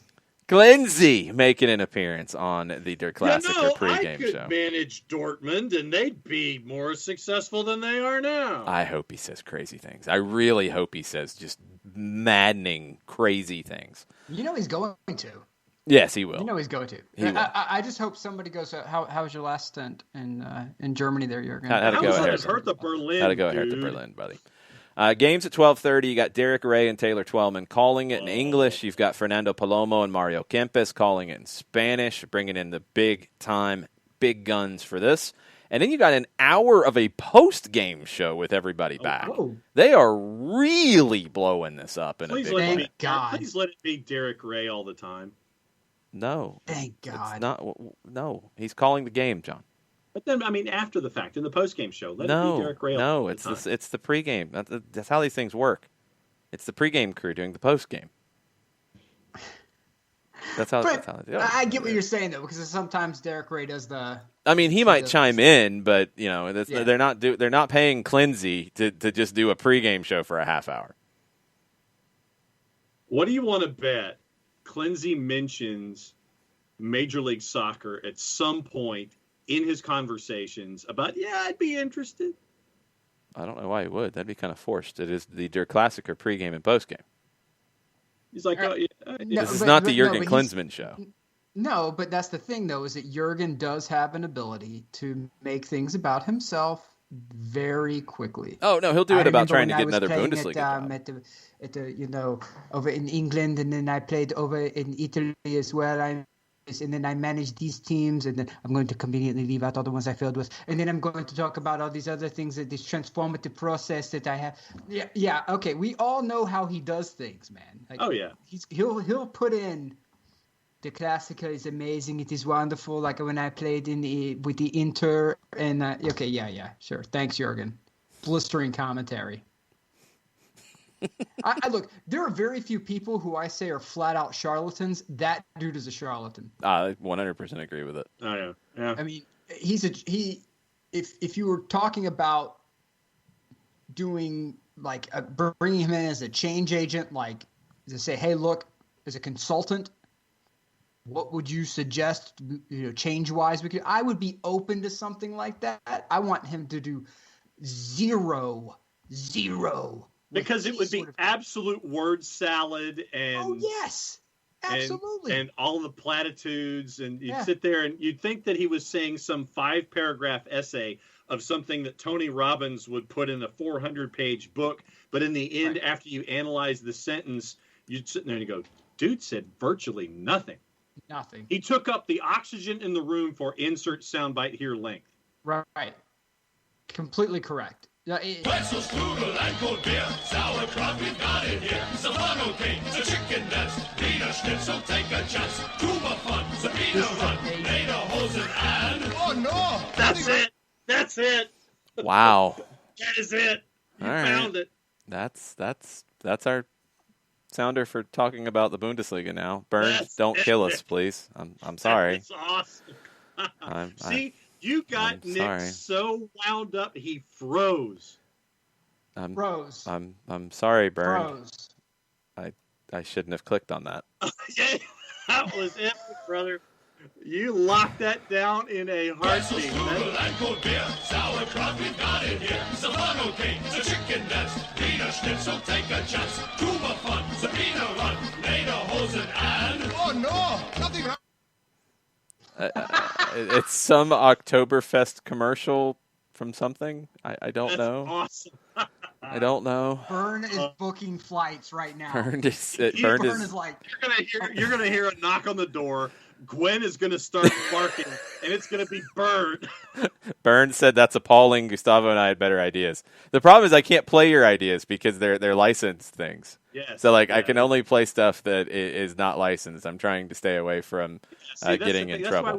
That's why we can't do Price is Right sounders. That's why we Yeah, can't don't do I would totally play Kraftwerk, by the way. I like Kraftwerk. You guys thought I wouldn't like Kraftwerk. I like Kraftwerk. I don't know all the other ones you said. Sorry. Then there's Tangerine Dream. Yes, that was one Gustavo mentioned. But yeah, I'm an operator with my pocket calculator. One of the best lyrics of the 1980s. Okay. Kraftwerk. look, you're gonna get a phone call very soon, and it's gonna be, we are representing the German American Chamber of Commerce. We need you to stop your show immediately. Just stop the show. No more. You're terrible. You're a shame to your house. I just looked for Oktoberfest in the blurp system. That's all that happened. I'm sorry, Burned. Then we have an issue with blurb. We're going to take this up with the blurb. Yes, system. somebody added it. Blame them. There's another one that I don't know what it is, and I'm afraid to hit it. Hit it! Hit it! Hit it! Hit it! Operator, Do it. ich habe alle Ihre Warframes mit Lederhosen ausgestattet. Ein frohes Oktoberfest. You're gonna play something that should not be played. On I might these have. airwaves. If you start you click happy. I might have. I don't know, and I can't play Rammstein, Domer. Oh, no. I'm sorry. No. Bist du West der Totenschneider, Trials will Hallen tagen. This is what happens Nine! when the show starts Wow. late and there's Bravazzi involved. So how is that holding up, by the way? It's there, good. Cowboy? It's solid. I've had one, John. I'm okay. It's not that strong. I'm not. So I was asking because I don't know. So I'm asking these questions as the teetotaler on the show. Trust me, it'll be okay. It's pretty good. But Those Rammstein shows were you know, a little wild. I'm afraid to Take even. the earplugs and do not remove them. I'm a little afraid now. I'm not gonna look at any others. We'll try some others. That first one. That Leader of the first one's Clubhouse. it. That's gold. It's something. That first one is gold. It's something. Wow. Anyway. Okay. So, man, craziness. Let's get into Champions League, John. Right on. Well, we're not doing Halloween candy anymore because we've missed Halloween. It's gone. So, are we just back to juice boxes until we get closer to Thanksgiving and we get into side dishes? When did we start Halloween candy? I want to make sure Thanksgiving gets its due. It was like because I 2 feel weeks ahead. Really underrepresented. Yeah, it was like 2 weeks ahead. A week out? We could 2 weeks ahead? Okay. we could start All right, 3 weeks okay. ahead for Thanksgiving side dishes or desserts or what have you. Things on the Thanksgiving table. All that's fine. Okay. We'll start with juice boxes for now. I'm okay with juice boxes. I just want to make sure Thanksgiving gets its appropriate That's level of representation because it is my favorite feasting holiday. You just eat. You don't have to bring Pretty much. gifts. You don't have to bring. Yep. You have to be nice to people. You Yeah, just sit but and then eat. you end up bringing the dish that no one wants to eat because you think it's something that you like, and then you bring it to the spread, and everybody sits there and looks at that and they're like, "Really? They brought that?" No, I only bring stuff I eat, and if they don't eat it, that just means there's more for me. I think I'm just going to have to go back to playing this. Made in Germany. You know the Germans always make good stuff. There we go. That'll work. Okay. Is that okay? I think that'll work. I think so. I don't want to I upset like, Bert. I like the first one though. If you're going for a long version, I don't That know. was big energy. That was It big German marketing energy. something. Yes, it Otherwise, I'm going to have to go maybe find some clips of Beer Fest or something. There you go. Also, Gustavo wants you, Nick, to speak like a mafia boss forever in the show. Okay. You've been requested to speak like a mafia boss from now on. Okay. That's one of those nights. All right. You want juice boxes long for as you're- tomorrow and for Gustavo, as long as your business interests and mine do not conflict, I see no problem with this. Tuesday, Wednesday. Okay, let's set the table here. Tomorrow, Let's go. you got 2 matches at 12:55. We're back on normal time again because we've Normal fallen time. back, and it's not weird things like 1:55. It's 12:55. You got 2 tomorrow in that window. You've got Atletico Madrid going to Russia to face Lokomotiv Moscow, and you've got Borussia Mönchengladbach going to face Shakhtar. So here we go. Atletico Madrid minus 263 in the composite, courtesy of our friends at Odds Portal. Lokomotiv Moscow is basically a plus 900, and your draw is a plus 365. Lokomotiv is currently on 1 point in the group. That's always a tough trip. I always feel like that's where points get dropped. What was the draw? Plus 365. There we go. There we go. I'm taking draw on that one too. Anytime you take a trip to Russia, that's always asking for trouble. Yeah. Very difficult place to play. Yeah, draw on that one. And then going to face Shakhtar isn't exactly easy either. They lead the group on 4 points. Mönchengladbach and Inter are on 2. Real Madrid is on 1. What are the numbers for that match? Borussia Mönchengladbach plus 120. Shakhtar plus 225. And your draw is a plus 270. Hey. Plus 270. Shakhtar's plus 225 to win at home? At home. Give me Shakhtar. Give me Right there. Shakhtar. Right there, the Miners. You're Going with picking the Miners. draw. You said draw. You got excited about the draw. You picking them to win or you picking a draw? I'm picking to draw. They're getting a result out of this one. I'm not. I'm going picking Shakhtar win. Shakhtar win. Mio. You got the scarf, and we're believing in the team more than you are. I'm very disappointed. The Miners should kick you out, John. Very disappointed. Pull up. Very disappointed. All right. Pull up to the house. Pull up to the house. You're telling Ukrainians to pull up to the house? You really want to do that? Okay. The Golasso Show's got 6 games going on tomorrow at 3 o'clock. I think Jamie Carragher might be back with Nico Cantor for this one. That's always fun because they talk all kinds of trash to one another. See, but they need Alex Scott in there, too. They might. I mean, she's got a referee because they get out of hand. There's some big games in the 3 o'clock window. We'll work up to them. Let's get into Ajax is missing quite a few people. Is that correct? Believe it is. They're only sending 17 to Midtjylland. Okay, that's not good. Depends on what 17. What are the numbers on that thing? And Nathan Pugh is wondering, and Lordy Ajax wondering if Midtjylland can take any sort of advantage. So here's your numbers. Midtjylland at home, a plus 230. Ajax, a plus 104 on the road, and your draw is a plus 300. Ajax on 1 point in the group, Midtjylland on 0. Liverpool and Atalanta is the other game at 3 o'clock tomorrow. In Italy, what are the numbers? Atalanta plus 219, Liverpool plus 112 on the road, and your draw is basically a plus 300. I'm taking Liverpool. I really want to take take Liverpool Atalanta. wins 3-2. I really want to take Atalanta. I'm going to look at it real quick. Can I Their talk myself defense is into way this? too I know. suspect for me. I know. Way too They won suspect. 2-1 I can't on the get behind it. weekend at Crotone. They That's drew Crotone, though. 2. Yeah, exactly. They drew 2-2 with Ajax, which was a good comeback. They looked like they were left for dead. They lost to Sampdoria badly before that. They beat Midtjylland badly on the road. That's a good win for them. They lost badly at Napoli before that. They beat Cagliari big before that. They're all over the map. What's Liverpool's number again? Liverpool is a plus 112. Man, you get plus 100 on Liverpool? That's tough to say no to. You want to pair it with something? I don't know. I want to take Atalanta, but I don't know if I can do it. Pair it with Ajax? No, I want to take Atalanta. I'm gonna go ahead and do it. I'm gonna go with Atalanta, and I'll take one of those really strange kombucha juice boxes and throw it on there. Okay. Nick, you're taking Liverpool? I'm taking Liverpool 3-2. Okay. I just think the games are Atalanta going to can catch up score. to Liverpool at some point. Yeah. Atalanta could score. That's not their problem. They just can't stop anyone. I mean, if Crotone can score on you, anyone can score on you. Boy Scout Troop 773 could score on you if Crotone is scoring on you. I'm talking myself into it. Winter Wind says Atalanta did not look good for a portion of that match this weekend either. So. No, they did not.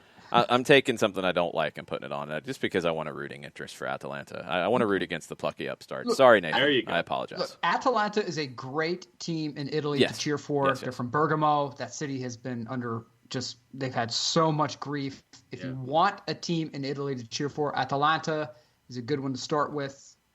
Sassuolo also in there as well. Yeah. Roma also in there. Yeah, I'm a little cross with Sassuolo after beating my Napoli over the weekend. Not happy about that. But Sassuolo, fun team to watch too. I agree.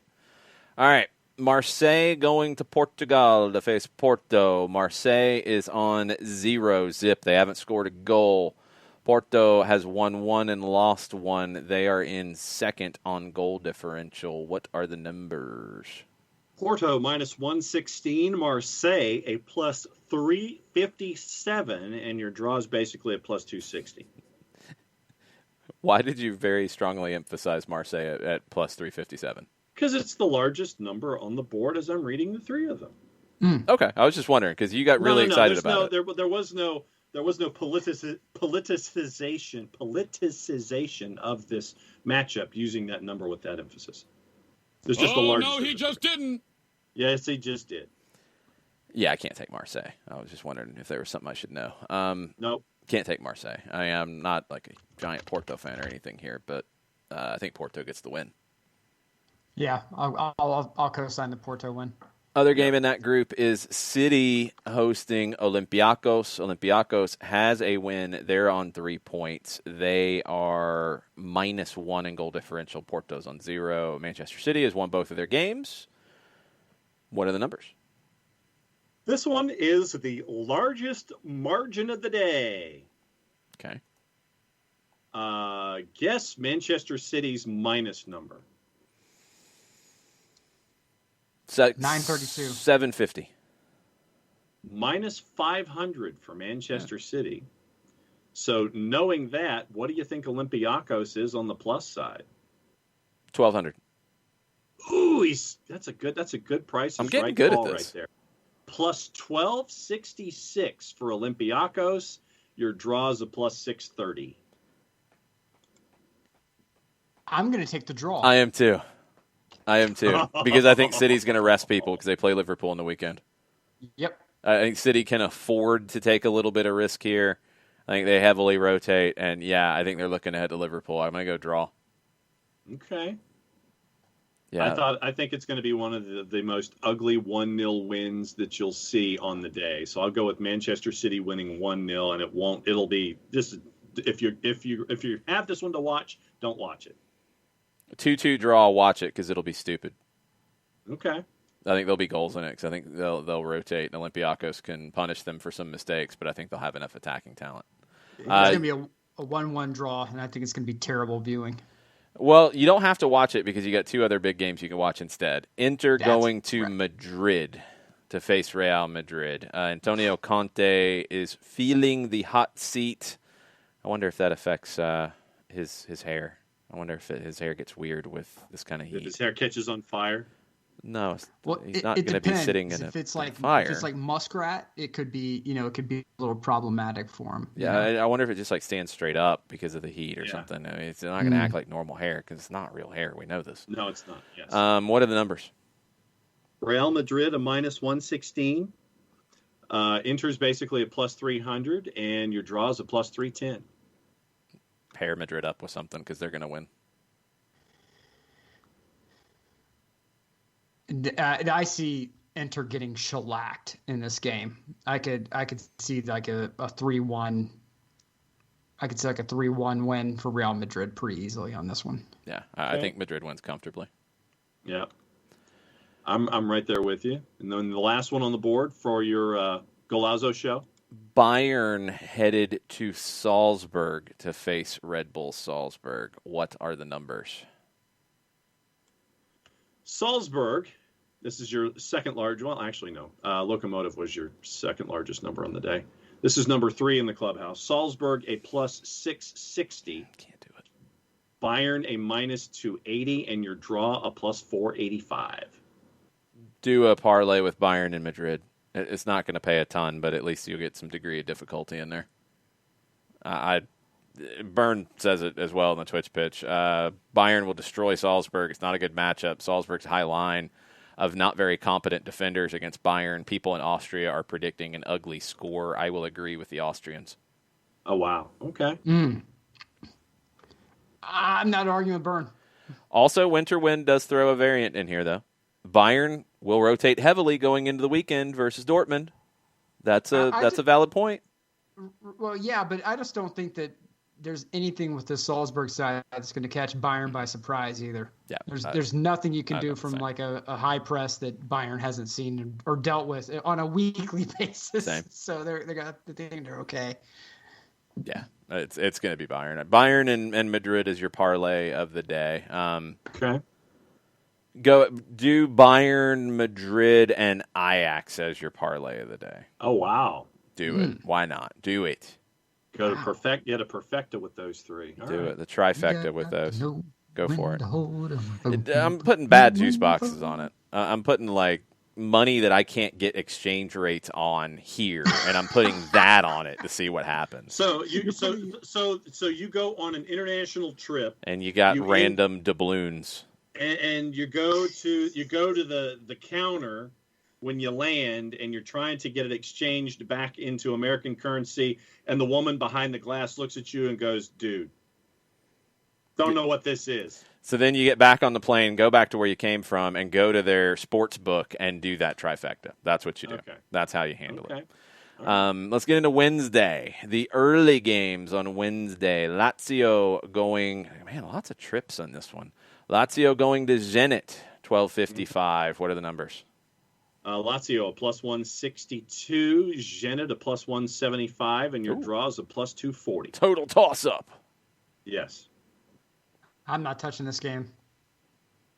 I don't like trips to Zenit at all. Yeah. That's a very hard place to play. But Lazio will know how to bunker, and they can weather it. I don't want to touch the game. Draw if you had to. I'm thinking draw if I had to pick if I had to. If you put a gun to my head, I'm going to say a draw. Yeah, I'll take draw. Manchester United going to Başakşehir, 12:55. What are the numbers? Başakşehir is basically a plus 700. Manchester United to win a minus 233, and your draws a plus 375. Man, that big of a number scares me for Manchester United right now, but I think they figured Istanbul, it out. Yes. Yeah, I think they figure it out and get a result. Like 1-0, something in the 70th or something like that. Yeah, I think they do. Okay, the 3 o'clocks. Let's see. There's a really good one there. There's a really interesting one there. These Wednesday games aren't as good as tomorrow's games, in my opinion. No. Don't ignore that Dynamo Kiev. That's the interesting one because of all the weirdness. We'll save it for the last two. So yeah, you're going to want to. Chelsea hosting Rennes at 3 o'clock. In the group, Chelsea and Sevilla are on 4 points. Krasnodar and Rennes are on 1 point. What are the numbers? Chelsea minus 270, Rennes a plus 785, and your draws a plus 410. Chelsea wins. Yeah. Chelsea owes me a draw. Get me a draw, Chelsea. They owe me a draw. Wow. Wow, okay. Want my draw. All right. Sevilla is hosting Krasnodar. So the two top teams host the two bottom teams in this match day number 3. What are those numbers? Sevilla minus 400, Krasnodar's plus 1175, and your draws a plus 520. Take the two home teams in this group and pair them up, Chelsea and Sevilla. I don't trust Rennes and Krasnodar at all. Nope. Okay, we talked about what Bayern could do going into Der Klassiker. Dortmund heads to Brugge. What are the numbers? Dortmund minus 150, Bruges a plus 410, and your draws a plus 310. All right, I gotta ask you, why do you call it Bruges? Because I'd always called it Bruges too, but everybody is calling it Club Brugge.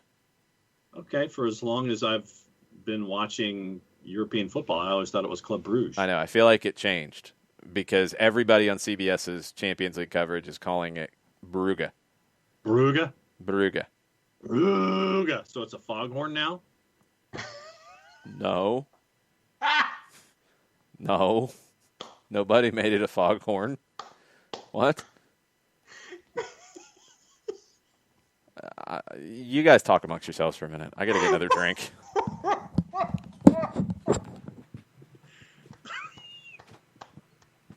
Yes. High five. Attaboy.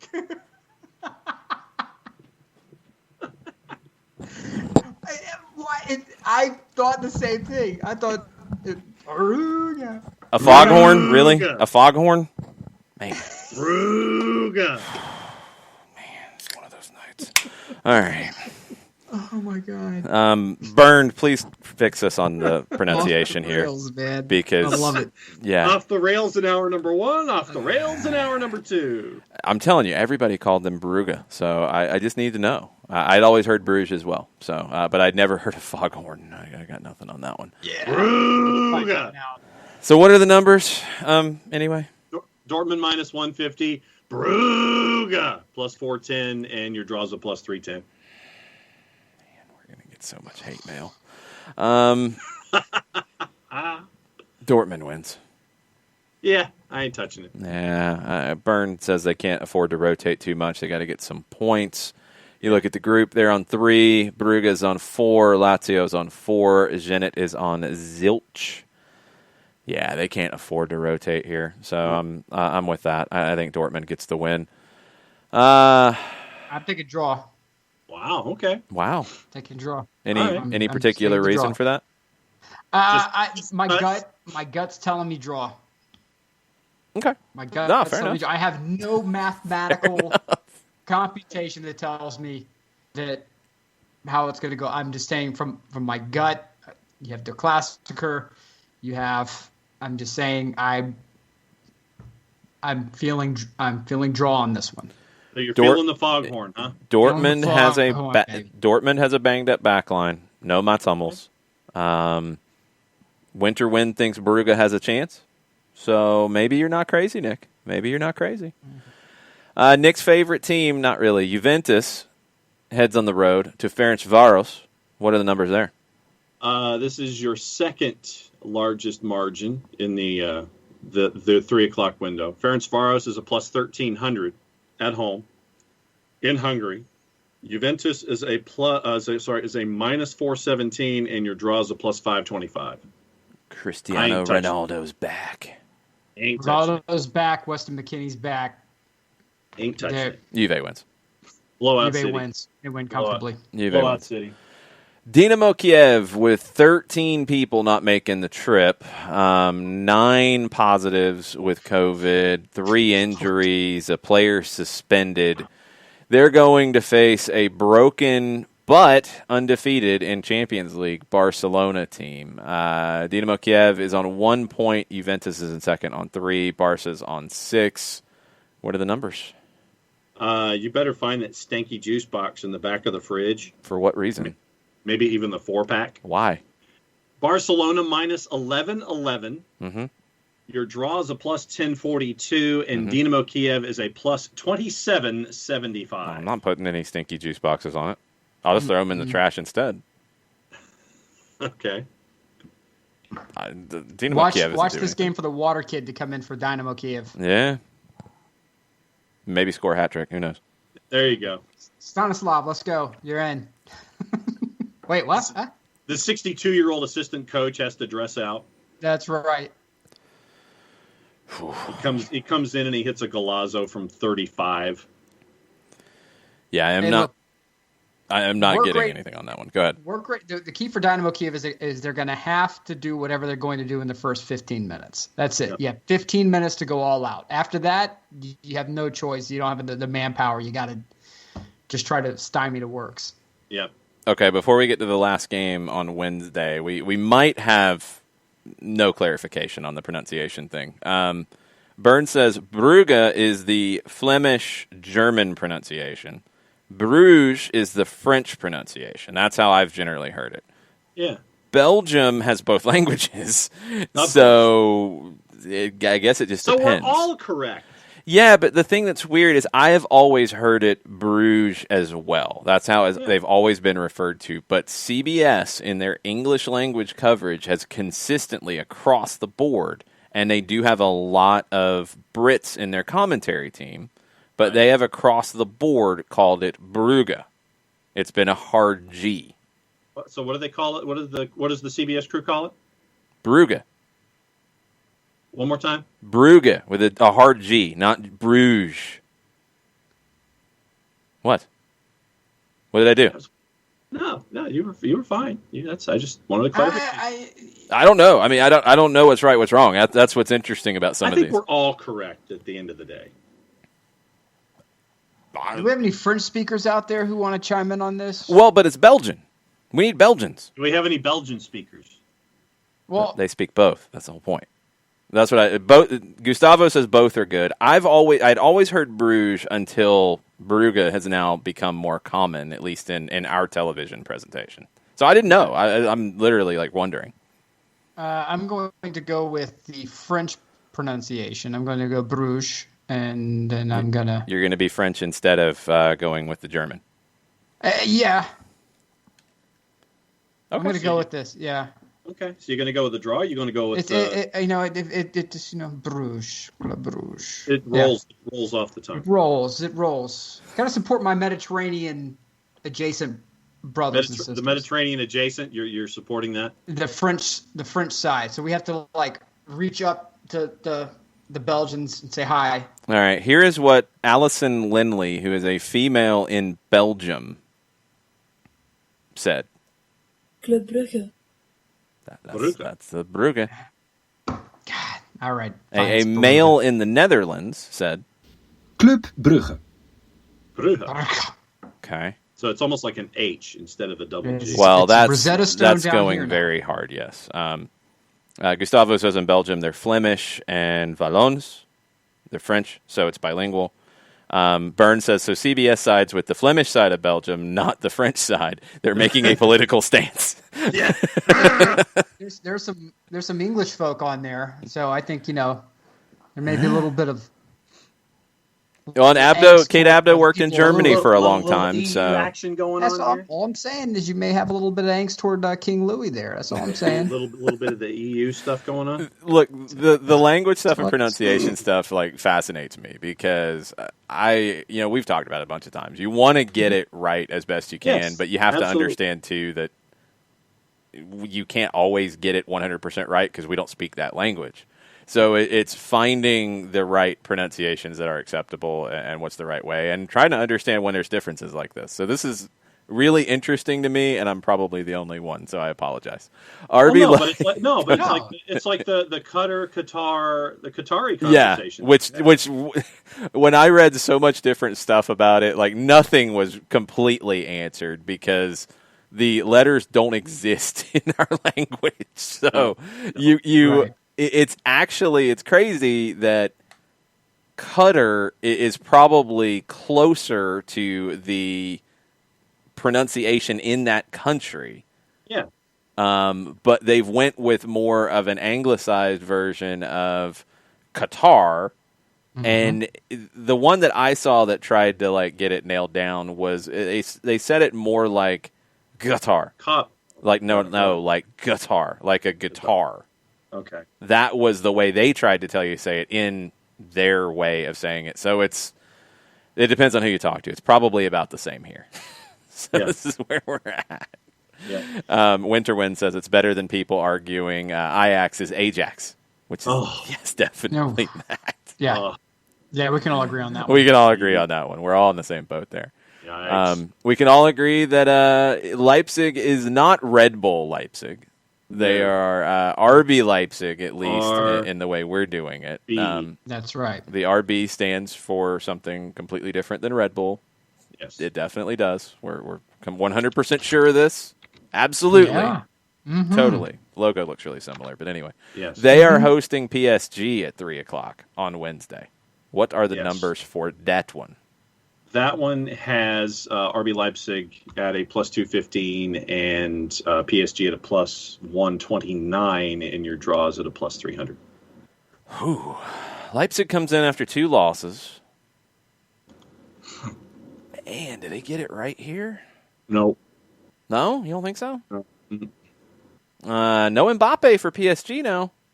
Rasenballsport Leipzig EV. Sure, that's what it is. Totally. Absolutely. It has nothing to do with Red Bull. Just nothing. Nothing. At all. Rasenballsport Leipzig EV. Yes. Literally lawn ball sports Leipzig. Yes. It just happens to have R&B in it, but anyway.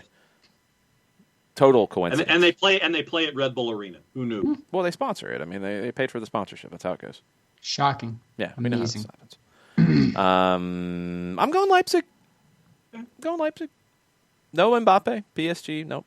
No Neymar either. So, Whoa. Yeah, Neymar's out. Die Roten Bullen, the Red Bulls, their nickname.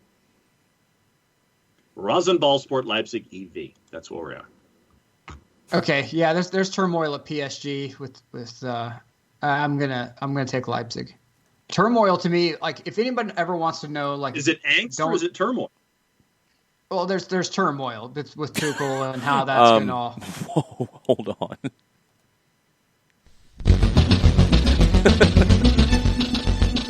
That's out of nowhere. So hold on. Hey, Honda.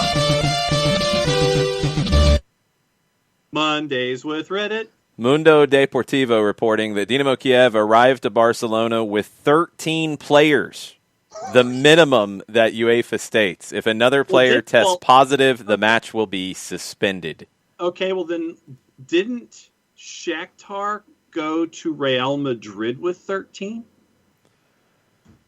and still come out with a result? Yeah. So you're saying that just because that happened in another match, that 13 is a magic number? Yes. It is a prime number. It is a prime number. I don't think it's normally how you want to go into a match, so I'm going to go with this as a bad thing. Yes, it is a bad thing. It is a prime number. That is not good. Also, another random bit, and I won't hit the sounder again. Valencia breakout star Yunus Musa has accepted a call-up to the U.S. men's national team camp later this month, the one coming up where they play Wales. That's according to a source with knowledge of the decision. This is from Paul Tenorio at The Athletic. 17-year-old New York-born Musa has represented England at the youth levels. He is at Valencia. He is going to be in the U.S. camp for the match with Wales. Very interesting. Far out. Very, very interesting. I did not see that one coming. I like it. Good job, double, triple, quadruple G. That's right. I like it. Yes. Very well. That I'm sorry, I'm still just bent up over the Dynamo Kiev story. 13. Rolling up with 13 dudes. 13. Oh, and it has, and the number has changed to Dynamo Kiev as we've been discussing it. This is what happens every time. We move the lines. Dynamo Kiev is a plus 2706 in the composite. Yeah. Okay. Not that anyone does. No one really wants to crawl up in here for any period of time. But if you ever want to know how I make my picks, there are a couple of key indicators that I look for. One is turmoil. Yes. Like management, what kind of how much infighting there is with the manager and the board, manager and the players. Obviously, physical injuries. And has the line moved recently? And if the line moves, somebody knows something. Just that line concerns me. Okay, so here's where that's a composite number. Let me break it down for you individually. Right. You have folks who you have bookmakers who have this north of plus 3,000. Unibet is at plus 3,000. Marathon is at plus 3,100. GGBet is almost plus 3,100. And 1xBet is at plus 3,100. This is all over the place. This is Bet Hard is at plus 2,000, plus the stuff that we were talking about at the north end of the scale over plus 3,000. William Hill's at plus 2,800. BWin is at plus 2,800. So this line is anywhere from plus 23 to plus 31. Has the draw option changed? Draw option, yeah. You can at Bet365, you can get the draw at plus 900 right now. Can you get odds on the match not being played? I don't know. You It's an can't. I interesting- guarantee you can. 'Cause I I'm taking guarantee them. you There's some outhouse in London that will put down that money. Because this sure. was being reported earlier today, before that 13 players arriving thing. I am wondering about the 13 players thing. That I wonder if there might be, because that was on the cover of Spanish newspapers that are coming out in the morning. I wonder if maybe there was confusion, because I had heard that they were traveling without 13 first-team players before. And I'm wondering if there's some confusion. Maybe not, maybe so. But Barcelona's fear was that some of the players who were coming had trained with players who were positive prior to it. So when they arrived, the PCR controls would be held in the next few hours after they arrived, both at the concentration hotel before training and on the day of the match. They're training tomorrow, I think, in the evening. And then, they couldn't rule out there wouldn't be more positive cases after these tests.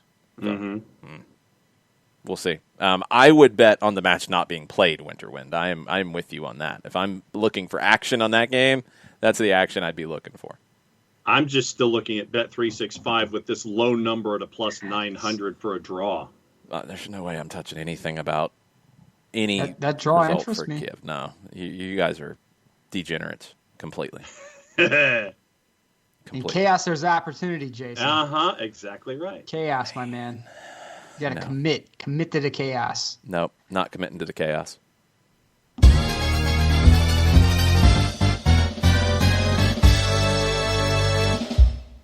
Conca Cinco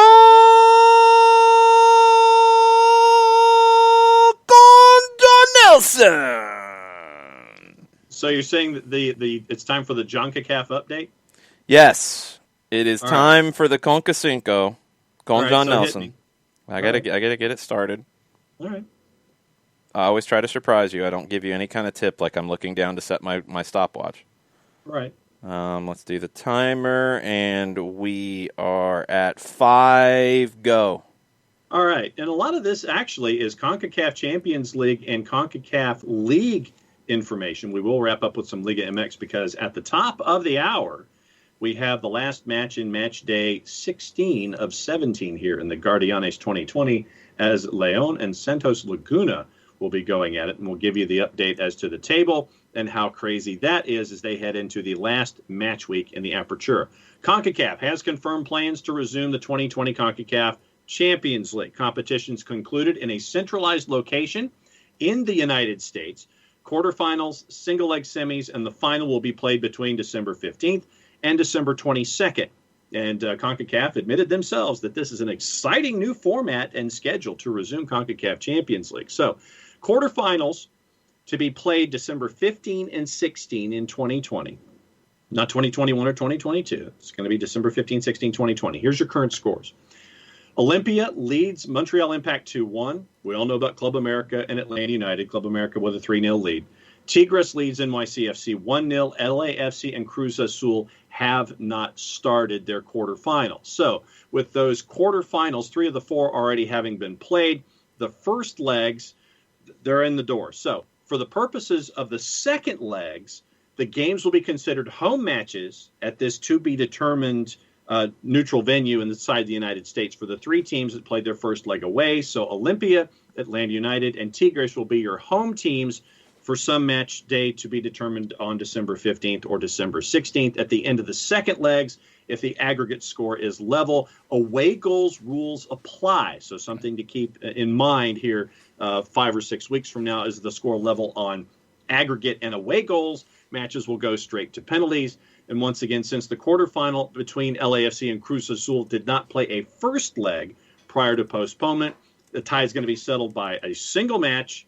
Losers leave town. That's how that's going to go. If the score is level at the end of the game, it goes straight to penalty kicks. This is not going to be one of those bunkhouse brawls or anything like that. It's just going to be one. So the draw for 2020 CONCACAF Champions League determines the route to the final. So the semifinals, which will be played on the 19th, it's either going to be Club America or Atlanta United up against LAFC or Cruz Azul. Semifinal number 2, Tigres or NYC going up against Olympia or Montreal Impact. The semis are single-leg ties as well. Matches going straight to penalties in the event of a draw. 2 semifinals go to the single-leg final. That's going to be on December 22nd. And the confirmed venue, according to CONCACAF, will come in the coming weeks. That's Orlando. Or maybe Mercedes-Benz, as they say. Now, CONCACAF League action. Let's get into this a little bit, because that preliminary round is Wednesday. Actually, it is Tuesday, Wednesday, and Thursday of this week. So, if you're watching maybe TUDN FS2, you'll get to watch some of these. Alajuelense and Cibao was supposed to have been played in the previous round, but due to inconsistencies, and that's CONCACAF's word, received regarding the application of the protocols in the buildup, they made a precautionary decision to postpone the match. That one is now on Wednesday the 4th. So here's your lineup for the week, the round of 16. Tuesday, Tauro from Panama against Forge FC. Marathon against Antigua from Guatemala. That's the late game. That's on TUDN on Tuesday night. Wednesday, Saprissa and Municipal out of Guatemala. Alianza and Motagua. Thursday, it's a triple header. Waterhouse from Jamaica. Arcaje from Haiti. Remember our poor friends from Verdes from the last go-round, from the last Conca Cinco. Herediano and Real Esteli is your second game. Into the triple header is Olympia and Managua. That one is listed at 10:30. Minuto! So tonight in Liga MX, the last match is at 10 p.m. for round 16 of 17. It is Leon and Santos Laguna. Currently, Leon is listed as a -111 favorite, courtesy of our friends at Odds Portal and the Composite. Santos Laguna is a +267, and your draw is a +280. How crazy is the Liga MX table as we head into the end of match week 16? Well, I'll tell you. How much time do I have? Right now, Leon, Club America, Pumas, and Cruz Azul are 1 through 4. They would get the automatic pass into the second round. The way things currently are, 5 through 12, they would have the play-in section, 5, 12, 6, 11, 7, 10, 8, and 9. That would be the play-in to play the first 4. But 3, 4, and 5, Pumas, Cruz Azul, and Monterrey each have 29 points as they're heading into match week 17.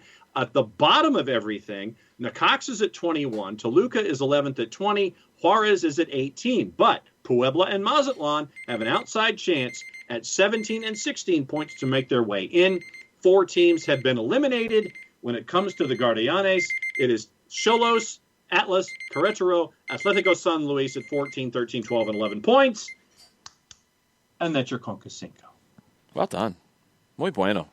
Well, in Argentina... No, that was highly offensive last week. You redeemed yourself, though. Muy bueno.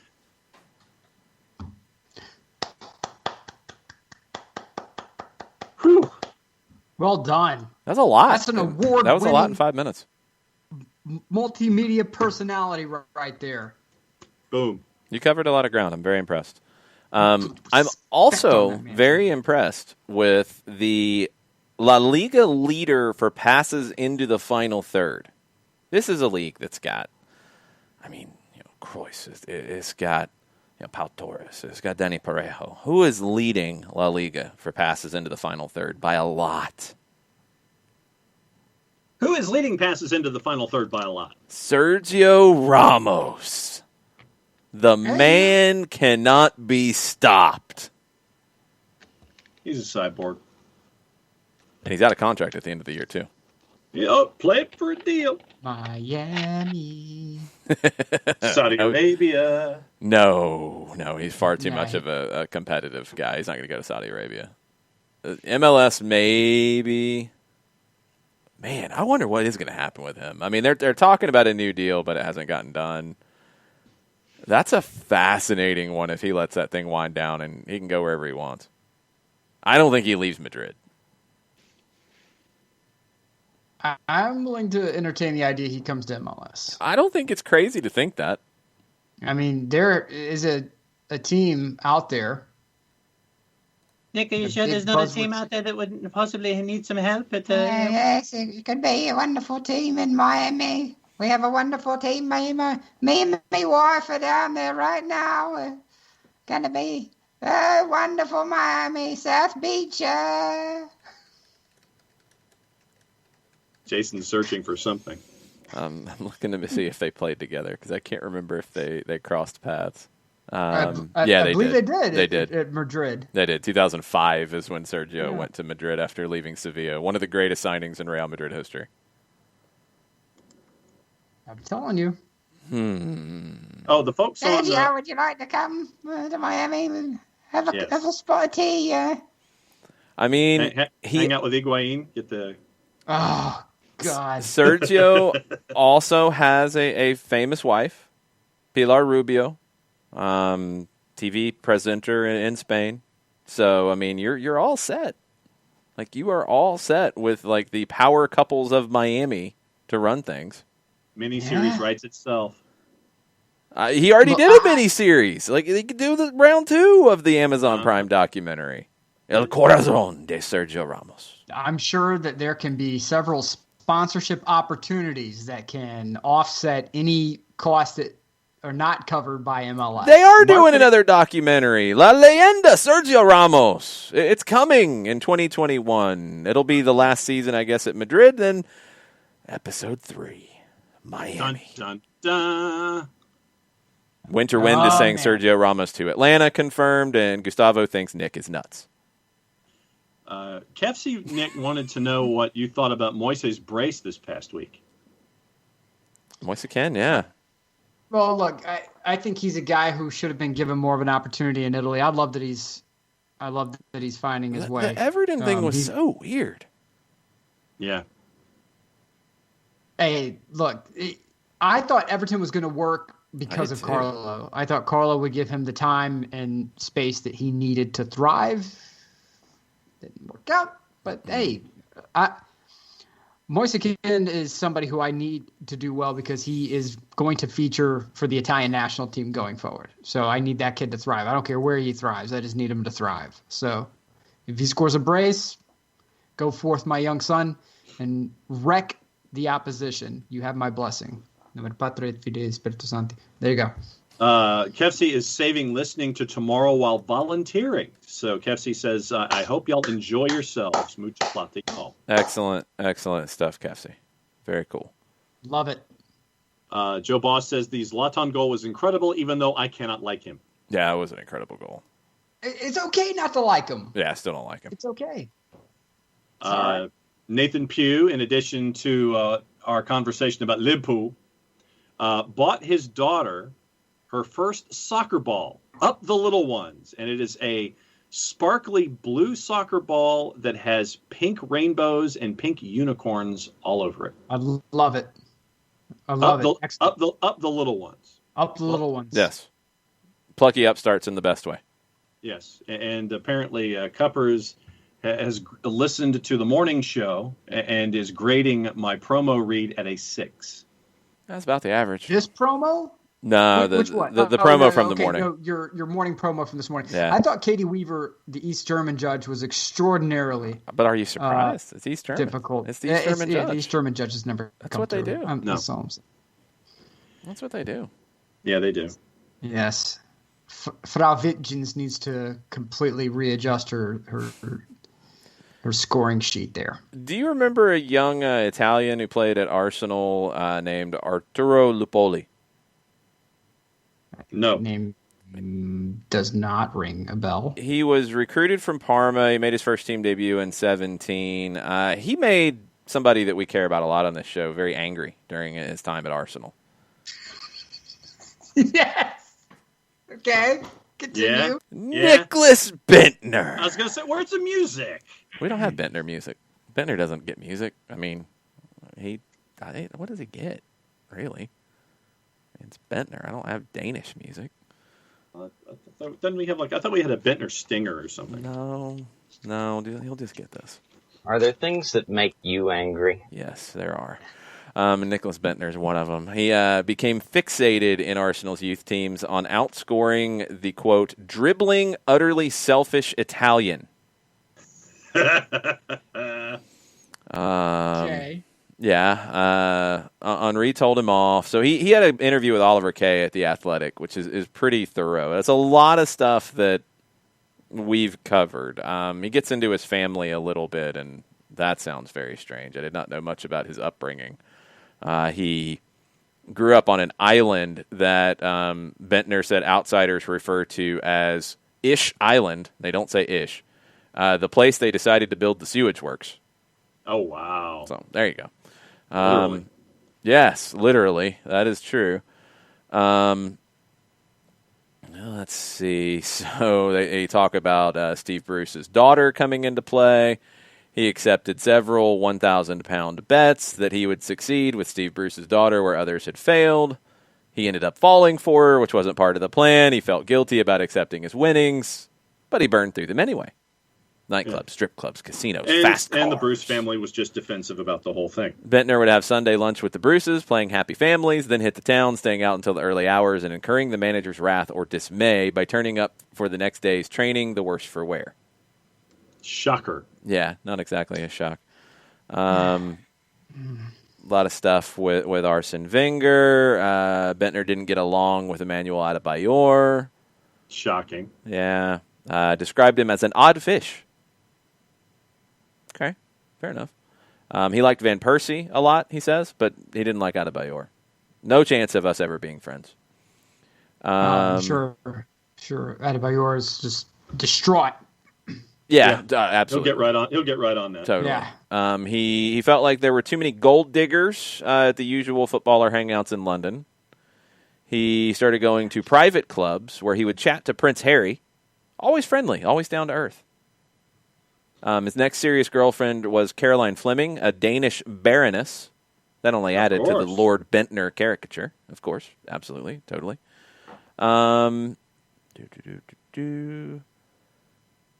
Shortly after Arsenal's Champions League semifinal second leg home defeat by Manchester United in May of 2009, Bentner went out to drown his sorrows.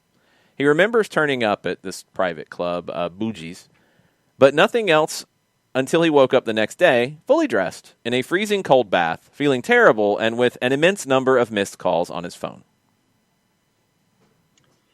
He missed the morning after debrief at the training ground. There were pictures all over the internet. He doesn't remember this. There were pictures all over the internet of him being bundled into a car at 4 a.m. with his jeans around his knees. He is convinced that someone spiked his drink to this day. Judy the Bomb met her at a beauty salon. What was that reference, John? I believe that's Gold Digger, wasn't it? You're making Kanye West references? I think you just did. Wow. All right. Good stuff. Didn't expect that. I'm blown away. Wow, what a night. I'm out! Pretty much. He crashed his car, 120,000-pound Alfa Romeo. Lucky to walk away from it. It's written off. All's good. That's after he had pictures taken of him with his jeans around his knees. I'm a very curious person, and I wouldn't have been complete without it, that's for sure. But I was entering a new world, from being a young kid to being a young man trying to find his way. I was fond of having fun. I was also fond of girls and living life. Not just living life in terms of going out, but living life in general. I find it exciting to meet new people and to experience new stuff. So they ask him what was the biggest distraction. Money, drinking, gambling, girls. The whole thing. He said yes. The whole thing. Me as a person being so curious about so many different things, it was always ups and downs in my life. I was going from one extreme to another, all the time. I asked if Arsene Wenger knew he was drinking too much. I'm not sure if he knew or not. You're right. Yeah. He just tried to support us as good as he could. He had a bigger picture to think about. I tried to support Nicholas as best I could, and I smoked while he drank, and so there you go. But he was always supportive of me in difficult situations. But drinking too much is harsh to say. I wasn't drinking every day. It wasn't like that. But when I would drink, I would drink. Drink was in italics, so I figured I was going to say, emphasis the added. proper emphasis, yeah. Then he started gambling. He got hurt, so he was gambling a lot. He was chasing the high from playing in the casino. It's not probably a good idea. This is a good one. We're going to end with this one for now in Bentner land. So I was injured, and I was in a difficult space, and I was chasing that high from the pitch in the casino. But it taught me a valuable lesson. Oh. Being down 400 and ending up losing 20, and it actually stopped me gambling from that day on. It helped me put things in perspective. The Athletic asks for clarification. When he says being down 400 and ending up losing 20, does he mean 1,000? Yes. Yes. Yes, 1,000. 400,000. The Lord of Ish has spoken. And he got back to only losing 20,000. That's That's an accomplishment. That's a good. That is a run. That's like That's a on run. The Hangover, where like he starts seeing like Oh, yeah. figures and mathematical equations. Yeah, it is Alan in The Hangover at that point. That's a run. And there's a whole lot more to this article, so go to The Athletic if you're a subscriber and read it. You've heard bits and pieces of all of it, but there's some new little things in it, and he's being asked questions about things that he's talked about. So, yes, it is worth a read, and maybe we'll have another chapter next week. Yes. Oh my gosh. Yeah. All right. The Book of Ventnor, Lord of Ish, Chapter 2, verses 9 through 21. Keeps if on you please, giving. if you please open to your hymnals. Yes. It just keeps on giving. The gift that keeps on giving. All right. Whatever it takes to stay relevant. Yeah. Yeah, him, maybe he'll go to Miami. You think? That's right. You think that could work? All right. Well, I think that's it. I think we've covered just about every darn thing there is available. I think so too. No additional updates on Maradona. His personal doctor, Leopoldo Luque, has said that I did not see Diego as I would like to see him, just saying that something wasn't right, saying it's not, again, critical physical condition, right. Which is good to hear. Hopefully you can get back on the right track. As Gustavo said in the chat, Gustavo didn't expect him to live to see 60. I didn't either. Yeah. There were times where it didn't look like he'd live to see the next day. Yeah. You hope he has a whole lot more days in front of him because he, as you could tell on Friday, he is a beloved figure in the game. I have not seen that kind of outpouring from people ever in this game. I mean, Pelé didn't get that like the week before. You know? Like it was wild because I think he's a little younger. He crosses over a lot of different generations, and you want to see him back on the touchline for Gimnasia. So, Fuerza Diego. Fuerza Diego. Fuerza Diego. Fuerza to go vote tomorrow too. Yes, everybody, if you have not voted, go vote tomorrow. Strange women lying in ponds distributing swords is no form of basis of government. Supreme executive power derives from a mandate of the masses, not from some farcical aquatic ceremony. If some moistened bink lobbed a scimitar at me, it'd lock me up. Ladies and gentlemen, vote tomorrow. What was that reference? Vote. And that was Monty Python, Search for the Holy Grail. Thank you. If I walked around saying I was king because some moistened bink lobbed a scimitar at me, they'd lock me up. There we go. So, look, if you're working, you're volunteering tomorrow, hey, people have said before, well, how do we say thank you to the veterans? That's how you say thank you to the veterans, by volunteering and working these polls and helping these people vote. Thank you so much for doing that. It's my turn to thank you. So thank you for your service. How about that? Them apples. Yeah. Till then, mucha euro, y'all.